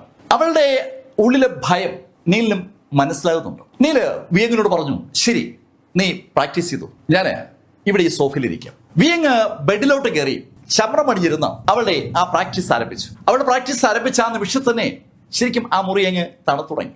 അത് നേരത്തെ ആന്റിസിപ്പേറ്റ് ചെയ്തിരുന്ന നീലിന് ചുറ്റും ഒരു കവർ ഓട്ടോമാറ്റിക്കായി സൃഷ്ടിച്ചു. ആ പ്രൊട്ടക്ഷൻ കവറിനകത്തുള്ള നീല് തുടർന്ന് എടുത്തത് ആ പുസ്തകമാണ്. ബാബു ഷൈൻ ലിൻ കുടുംബത്തിന്റെ നിലവറയ്ക്കുള്ളിൽ നിന്ന് സംഘടിപ്പിച്ചു കൊണ്ടുവന്ന ആ ബുക്ക് ആരാണ് എഴുതിയതെന്ന് കൃത്യമായും നീലിന് അറിയാം. അവന്റെ പിതാവ് ആർതർ ഗ്രീഡാണ് ആ പുസ്തകം. അവനും അവന്റെ പിതാവും തമ്മിൽ പണ്ട് കാലത്ത് അവന്റെ അമ്മയിൽ നിന്ന് കാര്യങ്ങൾ മറച്ചു വെക്കാനായി പ്രാക്ടീസ് ചെയ്ത ഒരു ടെക്നിക്കുണ്ട്, ഒരു കോഡ്. ആ കോഡ് ഉപയോഗിച്ച ശരിക്കും ആർതർ ആ പുസ്തകം എഴുതിയിരിക്കുന്നത്. വളരെ ചെറുപ്പത്തിലാണ് നീല് ആ അക്ഷരങ്ങളൊക്കെ പഠിക്കുന്നത്. അതുകൊണ്ട് തന്നെ ആ പുസ്തകം വായിച്ചു തുടങ്ങിയപ്പോൾ നീലിന് ശരിക്കും അങ്ങോട്ട് മനസ്സിലായില്ല. പക്ഷെ ഏകദേശം 1 മണിക്കൂർ ശ്രമിച്ചപ്പോൾ ആ അക്ഷരങ്ങൾ എല്ലാം നീലിന് വ്യക്തമായി. ആ അക്ഷരങ്ങൾ നീല് ക്രമപ്പെടുത്തിയെടുത്ത് പതുക്കെ അത് വായിച്ചു തുടങ്ങി. നീൽ, എനിക്കറിയാം നീ ഈ പുസ്തകം വായിക്കുമെന്ന്. ആർതർ ഗ്രീ നീലിനെ അഭിസംബോധന ചെയ്തുകൊണ്ട് തന്നെയാണ് ആ പുസ്തകം എഴുതി തുടങ്ങിയിരിക്കുന്നത്. നീ എന്നെക്കുറിച്ച് ആലോചിച്ച് ഒരു തരത്തിലും ടെൻഷൻ അടിക്കണ്ട. ഞാനിപ്പോ ഗാർഡിയൻ ഫ്രാങ്കോ ലീമാനൊപ്പമുണ്ട്. അയാളുടെ തടവിലാണ് ഞാനെന്ന് പറയാം. എന്നാലും നീ ഭയക്കേണ്ട കാര്യമില്ല. അവര് എന്നെ ഒന്നും ചെയ്യില്ല. എന്നെ അവർക്കൊന്നും ചെയ്യാൻ കഴിയില്ല എന്നതാണ് സത്യം. പണ്ട് എന്നെയും യൂറോങ്ങിനെയും ജിയാൻ കുടുംബത്തിലെ ആളുകൾ ആക്രമിച്ചപ്പോൾ നിന്റെ അമ്മയെ രക്ഷിക്കാനായി ഞാൻ നിന്റെ അമ്മയുടെ മുന്നിലേക്ക് കയറി നിന്നിരുന്നു. ഞാൻ അങ്ങനെ കയറി നിന്നത് എന്നെ വിശ്വസിച്ചു എന്നോടൊപ്പം വന്ന യൂറോങ്ങിനെ രക്ഷിക്കാനാണ്. അന്ന് എന്നെ ആക്രമിച്ച് യൂറോങ്ങിനെ പിടിച്ചുകൊണ്ടുപോകാൻ ജിയാൻ കുടുംബക്കാർ ശ്രമിച്ചപ്പോൾ അവർക്കന്ന് പറ്റിയില്ല. അവരെന്നെ ആക്രമിച്ചപ്പോൾ ഞാൻ വെറുതെ കൈകൾ ഉയർത്തി ഡിഫെൻഡ് ചെയ്തേ ഉള്ളൂ. പക്ഷെ അവരൊക്കെ തെറിച്ചു പോയായിരുന്നു. ഓട്ടത്തിനിടയിലായതുകൊണ്ട് ശരിക്കും ഞാനും യൂറോങ്ങും അതിനെക്കുറിച്ച് കൂടുതൽ ആലോചിച്ചിരുന്നില്ല. എനിക്ക് തോന്നുന്നത് ഈ കാര്യം യൂറോങ് നിന്നോട് പറഞ്ഞു കാണുമെന്നാണ്. എന്തായാലും അതിനുശേഷം എന്നെ ചോദ്യം ചെയ്യാനായി ആ ഗോസ്റ്റ് പ്രസിഡന്റിൽ ഒരു ആടുതലയൻ എപ്പോഴും ശ്രമിക്കുമായിരുന്നു. അയാള് ഒരിക്കൽ എന്റെ പുറത്ത് ബലം പ്രയോഗിച്ചപ്പോൾ എന്റെ ബോഡിയിൽ നിന്ന് ഒരു ശക്തി അയാളെ അതീവ ഗുരുതരമായി പരിക്കേൽപ്പിച്ചു. അതിനുശേഷവും അങ്ങനെ ഒരു സംഭവം ഉണ്ടായി. എന്റെ ബോഡിക്കുള്ളിൽ എന്തോ ഒരു പ്രൊട്ടക്ഷൻ ഉണ്ട്. എന്താണ് പ്രൊട്ടക്ഷൻ, ആരാണ് എനിക്ക് ആ പ്രൊട്ടക്ഷൻ നൽകുന്നത് എന്നൊന്നും ചോദിച്ചാൽ എനിക്കറിയില്ല. പക്ഷേ എന്റെ ഉള്ളിൽ ഒരു പ്രൊട്ടക്ഷൻ ഉണ്ട്. അതുകൊണ്ടാണ് ഞാൻ നിന്നോട് പറഞ്ഞത്, എന്നെക്കുറിച്ച് ആലോചിച്ച് നീ ടെൻഷൻ അടിക്കണ്ട. നീൽ, തുടക്കത്തിൽ ഞാൻ കരുതിയത് നമ്മുടെ കുടുംബത്തോടുള്ള എതിർപ്പ് ജിയാൻ കുടുംബത്തോടുള്ള എതിർപ്പുമായി ബന്ധപ്പെട്ടാണെന്നാണ്. പക്ഷേ ഇപ്പോൾ എനിക്കറിയാം ജിയാൻ കുടുംബത്തെ അല്ല അവര് ഫോളോ ചെയ്യുന്നത്. അവർ ഫോളോ ചെയ്യുന്നത് എന്നെയാണ്. എൻ്റെ കയ്യിൽ നിന്ന് അവർക്ക് എന്തോ വേണം. എന്താണ് അതെന്ന് എനിക്കൊരു ഊഹം ഇപ്പോൾ ഉണ്ട്. നീൽ, ഞാൻ നിനക്കൊരു ബ്ലാക്ക് സ്റ്റോൺ നൽകിയിട്ടില്ലേ? ആ ബ്ലാക്ക് സ്റ്റോണിന് വേണ്ടിയാകണം അവരെന്നെ ഫോളോ ചെയ്യുന്നത്. ആ ബ്ലാക്ക് സ്റ്റോൺ എന്താണെന്നോ അതുകൊണ്ട് എന്താണ് ഗുണമെന്നോ ഒന്നും എനിക്കറിയില്ല. പക്ഷെ ഒരു കാര്യം എനിക്കിപ്പോൾ അറിയാം. നിന്റെ അമ്മ ഗർഭിണിയായിരിക്കുന്ന സമയത്ത് തന്നെ എൻ്റെ അച്ഛൻ, അതായത് നിന്റെ ഗ്രാൻഡ് ഫാദർ, നീ ഒരു ആൺകുട്ടിയാണെന്ന് തീരുമാനിച്ചിരുന്നു. നിനക്ക് പേര് നിശ്ചയിച്ചും അദ്ദേഹമാണ്. എനിക്ക് തോന്നുന്നു ഈ കാര്യം യൂറോങ് നിന്നോട് പറഞ്ഞു കാണുമെന്നാണ്. നിനക്ക് നീൽഗ്രി എന്ന് പേരിടണമെന്ന് അദ്ദേഹം നിഷ്കർഷിക്കായിരുന്നു. അത് മാത്രമല്ല, നിനക്ക് 1 വയസ്സ് കഴിഞ്ഞപ്പോൾ മുതൽ അദ്ദേഹം നിന്നെ പുറത്തു കൊണ്ടുപോകായിരുന്നു. അദ്ദേഹം നിന്നെ കൊണ്ടുപോയ 2 സ്ഥലങ്ങൾ എനിക്ക് ഓർമ്മയുണ്ട്. ഒന്ന് കുള്ളൻ മൗണ്ടൻ ആണ്, മറ്റത് സിംഗ് സിറ്റിയാണ്. നീലിന് അധികം പരിചയമില്ലാത്ത ഒരു സ്ഥലമാണ് ഈ സിംഗ് സിറ്റി എന്ന് പറയുന്നത്. പക്ഷേ കുള്ളൻ മലനിര നീലിന് നല്ല പരിചയമുള്ള സ്ഥലമാണ്. ആ കോയിൻ ലേക്ക് നദിയിൽ നിന്ന് നീലിനെ രക്ഷിച്ച് കുള്ളൻ മലനിരകളിൽ ആ മനുഷ്യൻ എത്തിച്ചപ്പോൾ നീല് കരുതിയത് അവൻ ആദ്യമായി അവിടെ എത്തിയതാണെന്നാണ്. ഇപ്പൊ ഇതാ അവന്റെ പിതാവ് അവനോട് പറയുന്നു, അവൻ കുഞ്ഞായിരിക്കുമ്പോൾ അവന്റെ മുത്തച്ഛൻ അവനെ കുള്ളൻ മലനിരകളിൽ കൊണ്ടുപോയിരുന്നു എന്നാണ്. അത് വായിച്ചപ്പോൾ നീൽ ശരിക്കും ഒരു അതിശയം ഫീൽ ചെയ്തു. നീൽ, അതുപോലെ തന്നെയാണ് നിന്റെ മുത്തച്ഛന്റെയും മുത്തശ്ശിയുടെയും മരണവും. ആ മരണത്തിന് ശേഷം തികച്ചും അപരിചിതരായ ആളുകൾ അവരുടെ ചിതാഭസ്മം തേടി നമ്മുടെ വീട്ടിലെത്തിയതൊക്കെ അവരും കുള്ളൻ മലനിരകളിൽ നിന്നാണ് നമ്മുടെ അടുത്തേക്ക് വന്നതെന്ന് എനിക്കിപ്പോൾ തോന്നുന്നുണ്ട്. നീൽ, എന്തൊക്കെയോ രഹസ്യങ്ങൾ ശരിക്കും എൻ്റെ, നിന്റെ, നമ്മുടെ ഗ്രീവ്സ് കുടുംബവുമായി ബന്ധപ്പെട്ടുണ്ട്. എനിക്കറിയാം നീ ശക്തനാണെന്നും ഇന്നല്ലെങ്കിൽ നാളെ നീ എൻ്റെ അടുത്ത് എത്തുമെന്നും നീ എന്നെ രക്ഷിക്കുമെന്നും എനിക്കറിയാം. നീൽ, നീ എന്നെക്കുറിച്ച് ആലോചിച്ച് ടെൻഷൻ അടിക്കുകയേ വേണ്ട. നീ അമ്മയെ നന്നായി നോക്ക്. അവള് ശരിക്കും രാജകുമാരിയെ പോലെ ജീവിച്ചവളാണ്. എന്നെ ഇഷ്ടപ്പെട്ടു എന്ന ഒറ്റ കാരണത്താൽ അവൾ എന്തുമാത്രം ദുരിതങ്ങളാ അനുഭവിച്ചത്. അങ്ങനെ ആർതർ ഗ്രേ എഴുതിയത് വായിച്ചപ്പോൾ നീലിന്റെ കണ്ണുകൾ അങ്ങ് നിറഞ്ഞു. ജിയാങ് കുടുംബത്തിന്റെ കണ്ണിലുണ്ണിയായിരുന്നു സാക്ഷാൽ ജിയാങ് യൂറോങ്. അക്ഷരാർത്ഥത്തിൽ രാജകുമാരി. എല്ലാ സുഖസൗകര്യങ്ങളുടെയും നടുക്ക് വളർന്ന യൂറോങ് അതെല്ലാം ഉപേക്ഷിച്ചിട്ടാണ് ആർതർ ഗ്രീക്കൊപ്പം ആ തലസ്ഥാനത്ത് നിന്ന് അങ്ങ് റിവർ സിറ്റിയിലേക്ക് ഓടിപ്പോയത്. അതുകൊണ്ടാണ് അവൾക്ക് പിന്നീട് ഏകദേശം 9 കൊല്ലക്കാലം ആ ജയിലിൽ കഴിയേണ്ടി വന്നത്. ഒരുപാട് ദുരിതങ്ങളും ദുരന്തങ്ങളുമാണ് തൽഫലമായി അവന്റെ അമ്മയും അച്ഛനും അനുഭവിച്ചത്. യൂറോങ്ങിനെ സംബന്ധിച്ചിടത്തോളം അതിനൊന്നും ആവശ്യമേ ഉണ്ടായിരുന്നില്ല. ആർതറുടെ വാക്കുകളിലൂടെ നീൽ മനസ്സിലാക്കുന്ന അതാണ്. ആർതർ ഒരു കാര്യം കൂടെ പറഞ്ഞു. നീൽ, ഒരിക്കൽ നിന്റെ മുത്തച്ഛനുമായി ബന്ധപ്പെട്ട് ഒരു ഡോക്യുമെന്റ് ഞാൻ കാണാൻ ഇടവന്നു. ആ ഡോക്യുമെന്റ് എന്റെ കണ്ണിൽ തെളിഞ്ഞു നിൽപ്പുണ്ട്. ഒരു സിമ്പിൾ ആ ഡോക്യുമെന്റുമായി ബന്ധപ്പെട്ടുണ്ട്. ഞാൻ ഈ നോട്ട്ബുക്കിന്റെ അവസാന പേജിൽ ആ സിമ്പിള് വരച്ചിട്ടേക്കാം. നിനക്ക് ചിലപ്പോ അത് ഉപയോഗപ്പെട്ടേക്കാം. ആർതർ ഗ്രേ എഴുതിയ ആ നോട്ട്ബുക്ക് വായിച്ചുകൊണ്ടിരിക്കുന്ന നീല് പെട്ടെന്ന് അവസാന പേജ് അറിയാൻ നോക്കി പോവുകയാണ്. അവിടെ ഒരു സിമ്പിൾ ഉണ്ട്. ഒരു കൂറ്റൻ മലയും ആ മലയുടെ മുകളിൽ നിൽക്കുന്ന ഒരു ചെറുപ്പക്കാരനും ആ ചെറുപ്പക്കാരന്റെ മുകളിൽ ആകാശത്തോളം വളർന്നു നിൽക്കുന്ന ഒരു ചുവന്ന ഡ്രാഗണും അതിമനോഹരമായി ആ ബുക്കിന്റെ പുറകിൽ വരച്ചിട്ടിരിക്കുകയാണ്. നീൽ ഈ ചിത്രം നേരത്തെ കണ്ടിട്ടുണ്ട്. നീൽ ആ ചിത്രം കണ്ടത് സാക്ഷാൽ ലിങ്ഡൺ ഗ്രേ നീലിനെ ആ ചിത്രം കാണിച്ചപ്പോഴാണ്. ആ ചിത്രത്തിലെ ആ ചെറുപ്പക്കാരന് നീലിന്റെ മുഖത്തോട് സാമ്യമുണ്ട്. ആർതർ ഗ്രേ ആ ചിത്രം വരച്ചതിന് ശേഷം ആ ചിത്രത്തിനടിയിൽ കുറിച്ചിരിക്കുന്ന വാചകവും അതാണ്. നീൽ, ഇപ്പോ ഞാൻ ഈ ചിത്രം വരയ്ക്കുമ്പോൾ എനിക്ക് നിന്റെ മുഖം ഓർമ്മ വരികയാണ്. എന്തുകൊണ്ടെന്നറിയില്ല, അന്ന് ഞാൻ കണ്ട ആ ചിത്രത്തിലെ ചെറുപ്പക്കാരനും നീയും തമ്മിൽ വല്ലാത്തൊരു സാമ്യമുണ്ട്. നിന്നെ കാണാനുള്ള ആഗ്രഹം കൊണ്ട് നീ എന്റെ മനസ്സിൽ അങ്ങ് നിറഞ്ഞു നിൽക്കുന്നോണ്ട് എനിക്ക് അങ്ങനെ തോന്നുകയാണെന്ന് ചോദിച്ചാൽ അറിയില്ല. പക്ഷേ ഞാൻ വരച്ചപ്പോൾ ശരിക്കും നിന്റെ മുഖമാണ് ഞാൻ വരച്ചത്. എനിക്കത് മാറ്റി വരയ്ക്കാൻ തോന്നുന്നില്ല. ആർതർ ഗ്രേ ആ എഴുതിയിരിക്കുന്നത് അയാളുടെ ഹൃദയരക്തം കൊണ്ട് തന്നെയാണ്. നീല് ആ പേജുകൾ ഒന്നൊന്നായി വായിക്കുകയാണ്. നീൽ, എനിക്കറിയാം നീ ഒരുപാട് ഇനിയും വളരുമെന്ന്. നീൽ, നീ ഒരു കാര്യം ചെയ്യണം. നമ്മുടെ ഗ്രീവ്സ് കുടുംബത്തിനെ ഹക്സിയക്കാർക്ക് മനസ്സിലാക്കുന്ന ശൈലിയിൽ നീ പ്രതിഷ്ഠിക്കണം. ആർതർ ഗ്രേ ആഗ്രഹിക്കുന്ന പോലെ ഹക്സിയൻ തലസ്ഥാനത്ത് തന്റെ കുടുംബത്തെ എസ്റ്റാബ്ലിഷ് ചെയ്യാനുള്ള നടപടികൾ സ്റ്റാർട്ട് ചെയ്തിരിക്കുന്ന നീൽ അറിയാതെ പറഞ്ഞു പോവുകയാണ്. അച്ഛാ, ഞാനത് ഓൾറെഡി സ്റ്റാർട്ട് ചെയ്ത് കഴിഞ്ഞു. ഗ്രീവ്സ് കുടുംബം ജിയാങ് കുടുംബത്തെക്കാൾ വളരെ ചെറുതായതുകൊണ്ട്, അല്ലെങ്കിൽ ജിയാങ് കുടുംബത്തിന്റെ കണ്ണിൽ ഗ്രീവ്സ് കുടുംബം ഒന്നുമല്ലാത്ത ഒന്നാണ് എന്ന് തോന്നിയത് കൊണ്ടാണ് ശരിക്കും ജിയാങ് കുടുംബക്കാർ അന്ന് ഈ ആർതർ ഗ്രേയെ അവഗണിച്ചത്. അല്ലെങ്കിൽ ആർതർ ഗ്രേ നല്ലൊരു മനുഷ്യനാണ്. ജിയാങ് യൂറോങ്ങിന് അനുയോജ്യനായ പുരുഷനുമാണ്. അയാൾ എന്തുകൊണ്ടാണ് ജിയാങ് കുടുംബം ഒഴിവാക്കിയെന്ന് ചോദിച്ചാൽ അയാളുടെ കുടുംബത്തിന്റെ മഹിമയാണ്. അയാളുടെ കുടുംബം ആരും അറിയുന്ന ഒരു കുടുംബമേ അല്ല. റിവർ സിറ്റിയിലെ ഒരു ചെറിയ സാധാരണ കുടുംബം. ഒരു മുത്തശ്ശനും മുത്തശ്ശിയും പിന്നെ ഒരു ചെറുപ്പക്കാരൻ. ആ 3 പേര് മാത്രമുള്ള ആ കുടുംബത്തിലേക്ക് യൂറോങ്ങിനെ വിവാഹം കഴിച്ചുവിടാൻ ജിയാങ് കുടുംബക്കാർക്ക് തീരെ താല്പര്യം ഉണ്ടായിരുന്നില്ല. അത് മനസ്സിലാക്കിയാണ് ജിയാങ് യൂറോങ് ആർതർ ഗ്രീക്കൊപ്പം ഒളിച്ചോടിയത്. അതൊക്കെ പഴങ്കഥകളാണ്. പക്ഷെ ആ പഴങ്കഥകൾ അങ്ങ് മറന്നു കളയാൻ ആർതർ ഗ്രേക്ക് പറ്റില്ല. അതുകൊണ്ടാ മകനോട് പറഞ്ഞത്, നീൽ, നീ ഗ്രീവ്സ് കുടുംബത്തിന്റെ മഹിമ അവർക്ക് ബോധ്യപ്പെടുത്തണം. അങ്ങനെ ആർതർ ഗ്രേ എഴുതാൻ ആർതർ ഗ്രേയുടെ കാരണമുണ്ടെന്ന് ഇപ്പൊ നീലിന് അറിയാം. ഈ കഴിഞ്ഞ 10 കൊല്ലങ്ങളിൽ ആർതർ ഗ്രേ അത് മനസ്സിലാക്കിയിട്ടുണ്ട്. ജിയാങ് കുടുംബമല്ല വിഷയം ഗ്രീവ്സ് കുടുംബമാണ്. ഗ്രീവ്സ് കുടുംബത്തിന് രഹസ്യങ്ങളുണ്ട്. ആ രഹസ്യങ്ങളാണ് ശരിക്കും അവരെ വേട്ടയാടുന്ന ആളുകൾക്ക് അറിയേണ്ടത്. ഈ ഹക്സിയിലെ വേറെ ഒരു കുടുംബത്തിലും ഇല്ലാത്ത എന്തോ രഹസ്യം ഗ്രീവ്സ് കുടുംബത്തിലുണ്ട്. ആർതർ ആ പുസ്തകത്തിൽ എഴുതിയിരിക്കുന്ന കാര്യങ്ങളൊക്കെ വായിച്ചപ്പോൾ നീലിന്റെ കണ്ണുകളങ്ങ് നിറഞ്ഞു. എത്ര രസകരമായ ഒരു ലൈഫായിരുന്നു ആർതറും നീലും യൂറോങ്ങും കൂടി ആ റിവർ സിറ്റിയിൽ അനുഭവിച്ചിരുന്നത്. പെട്ടെന്നാണ് എല്ലാം തകിടം മറിഞ്ഞത്. ഇപ്പോ 10 കൊല്ലങ്ങൾക്ക് ശേഷം നീൽ പതുക്കെ തിരിച്ചു പിടിക്കാൻ ശ്രമിക്കുന്നത് അന്ന് നഷ്ടമായ ആ സന്തോഷത്തെയാണ്. അങ്ങനെ ആലോചിച്ച നീല് മുന്നോട്ട് നോക്കുമ്പോൾ വിയങ് അപ്പോഴും കൾട്ടിവേഷനിലാണ്. അവിടെ ചുറ്റും മഞ്ഞിങ്ങനെ ഉറഞ്ഞു നിൽക്കുകയാണ്. ആ മഞ്ഞ് ഇപ്പോ അവൾക്കൊരു വിഷയമല്ല, അവൾക്കത് ശീലമായി. നീല് അവളെ ഒന്ന് നോക്കിയിട്ട് ആ മുറിയിൽ നിന്ന് പുറത്തേക്ക് ഇറങ്ങി ഒരു സിഗരറ്റ് കൊളുത്തി അവിടെ ആ വരാന്തയിൽ നിന്ന് പുറത്തേക്ക് അങ്ങനെ നോക്കി നിൽക്കുകയാണ്. അവിടുന്ന് അങ്ങനെ നോക്കുമ്പോൾ അങ്ങ് ദൂരെയായി ആ പോണ്ട് ഉണ്ടായിരുന്ന ഭാഗം നീലിപ്പോൾ കാണാം. ആ പോണ്ട് വീണ്ടും ശരിയാക്കിക്കൊണ്ടിരിക്കുന്നേ ഉള്ളൂ. ആ പോണ്ടിനടിയിൽ ഇപ്പോഴും ഗോസ്റ്റ് പ്രസ്തനുണ്ട്. പുറത്തു വിട്ടാൽ പ്രശ്നമാകുമെന്ന് ഹക്സയ്ക്ക് ഉറപ്പുള്ള തടവുകാരെ ഇപ്പോഴും അവിടെ തടങ്കിലിട്ടിരിക്കുകയാണ്. നീലിന് ആ വിഷയത്തിൽ വലിയ താല്പര്യമില്ലാത്തതുകൊണ്ടാണ് പിന്നീട് നീൽ അവിടേക്ക് പോകാതിരുന്നത്. നീല് കുറെ നേരം ആ ഭാഗത്തേക്ക് അങ്ങനെ നോക്കി നിന്നിട്ട് വീണ്ടും മുറിയിലേക്ക് കടന്ന് ചമ്രം അണിഞ്ഞിരുന്ന് പതുക്കെ തന്റെ ബോഡിക്കുള്ളിൽ ആ ബ്ലഡ് സർക്കുലേഷൻ ടെക്നിക്ക് സ്റ്റാർട്ട് ചെയ്തു. നീല് കണ്ണുകളടച്ച് തന്റെ ബോഡിക്കുള്ളിലെ ആ സ്പിരിച്വൽ അങ്ങനെ സർക്കുലേറ്റ് കൊണ്ടിരിക്കുന്ന സമയത്ത് അങ്ങ് വിദൂരതയിൽ ഒരു മലയുടെ മുകളിൽ അതിവിശാലമായ ഒരു പാലസിൽ ഒരു സംഭവം അരങ്ങേറുകയാണ്. അവിടെ തന്റെ മുന്നിൽ ചുവരിൽ പ്രതിഷ്ഠിച്ചിരുന്ന ചെറിയ ഫലകങ്ങൾ ഇളകി താഴേക്ക് വീഴുന്നത് അവിടെ ആ കസേര ഇരിക്കുകയായിരുന്ന ഒരു പ്രായമുള്ള മനുഷ്യൻ കണ്ടു. 3 ഫലകങ്ങളാണ് താഴേക്ക് അടർന്നു വീണത്.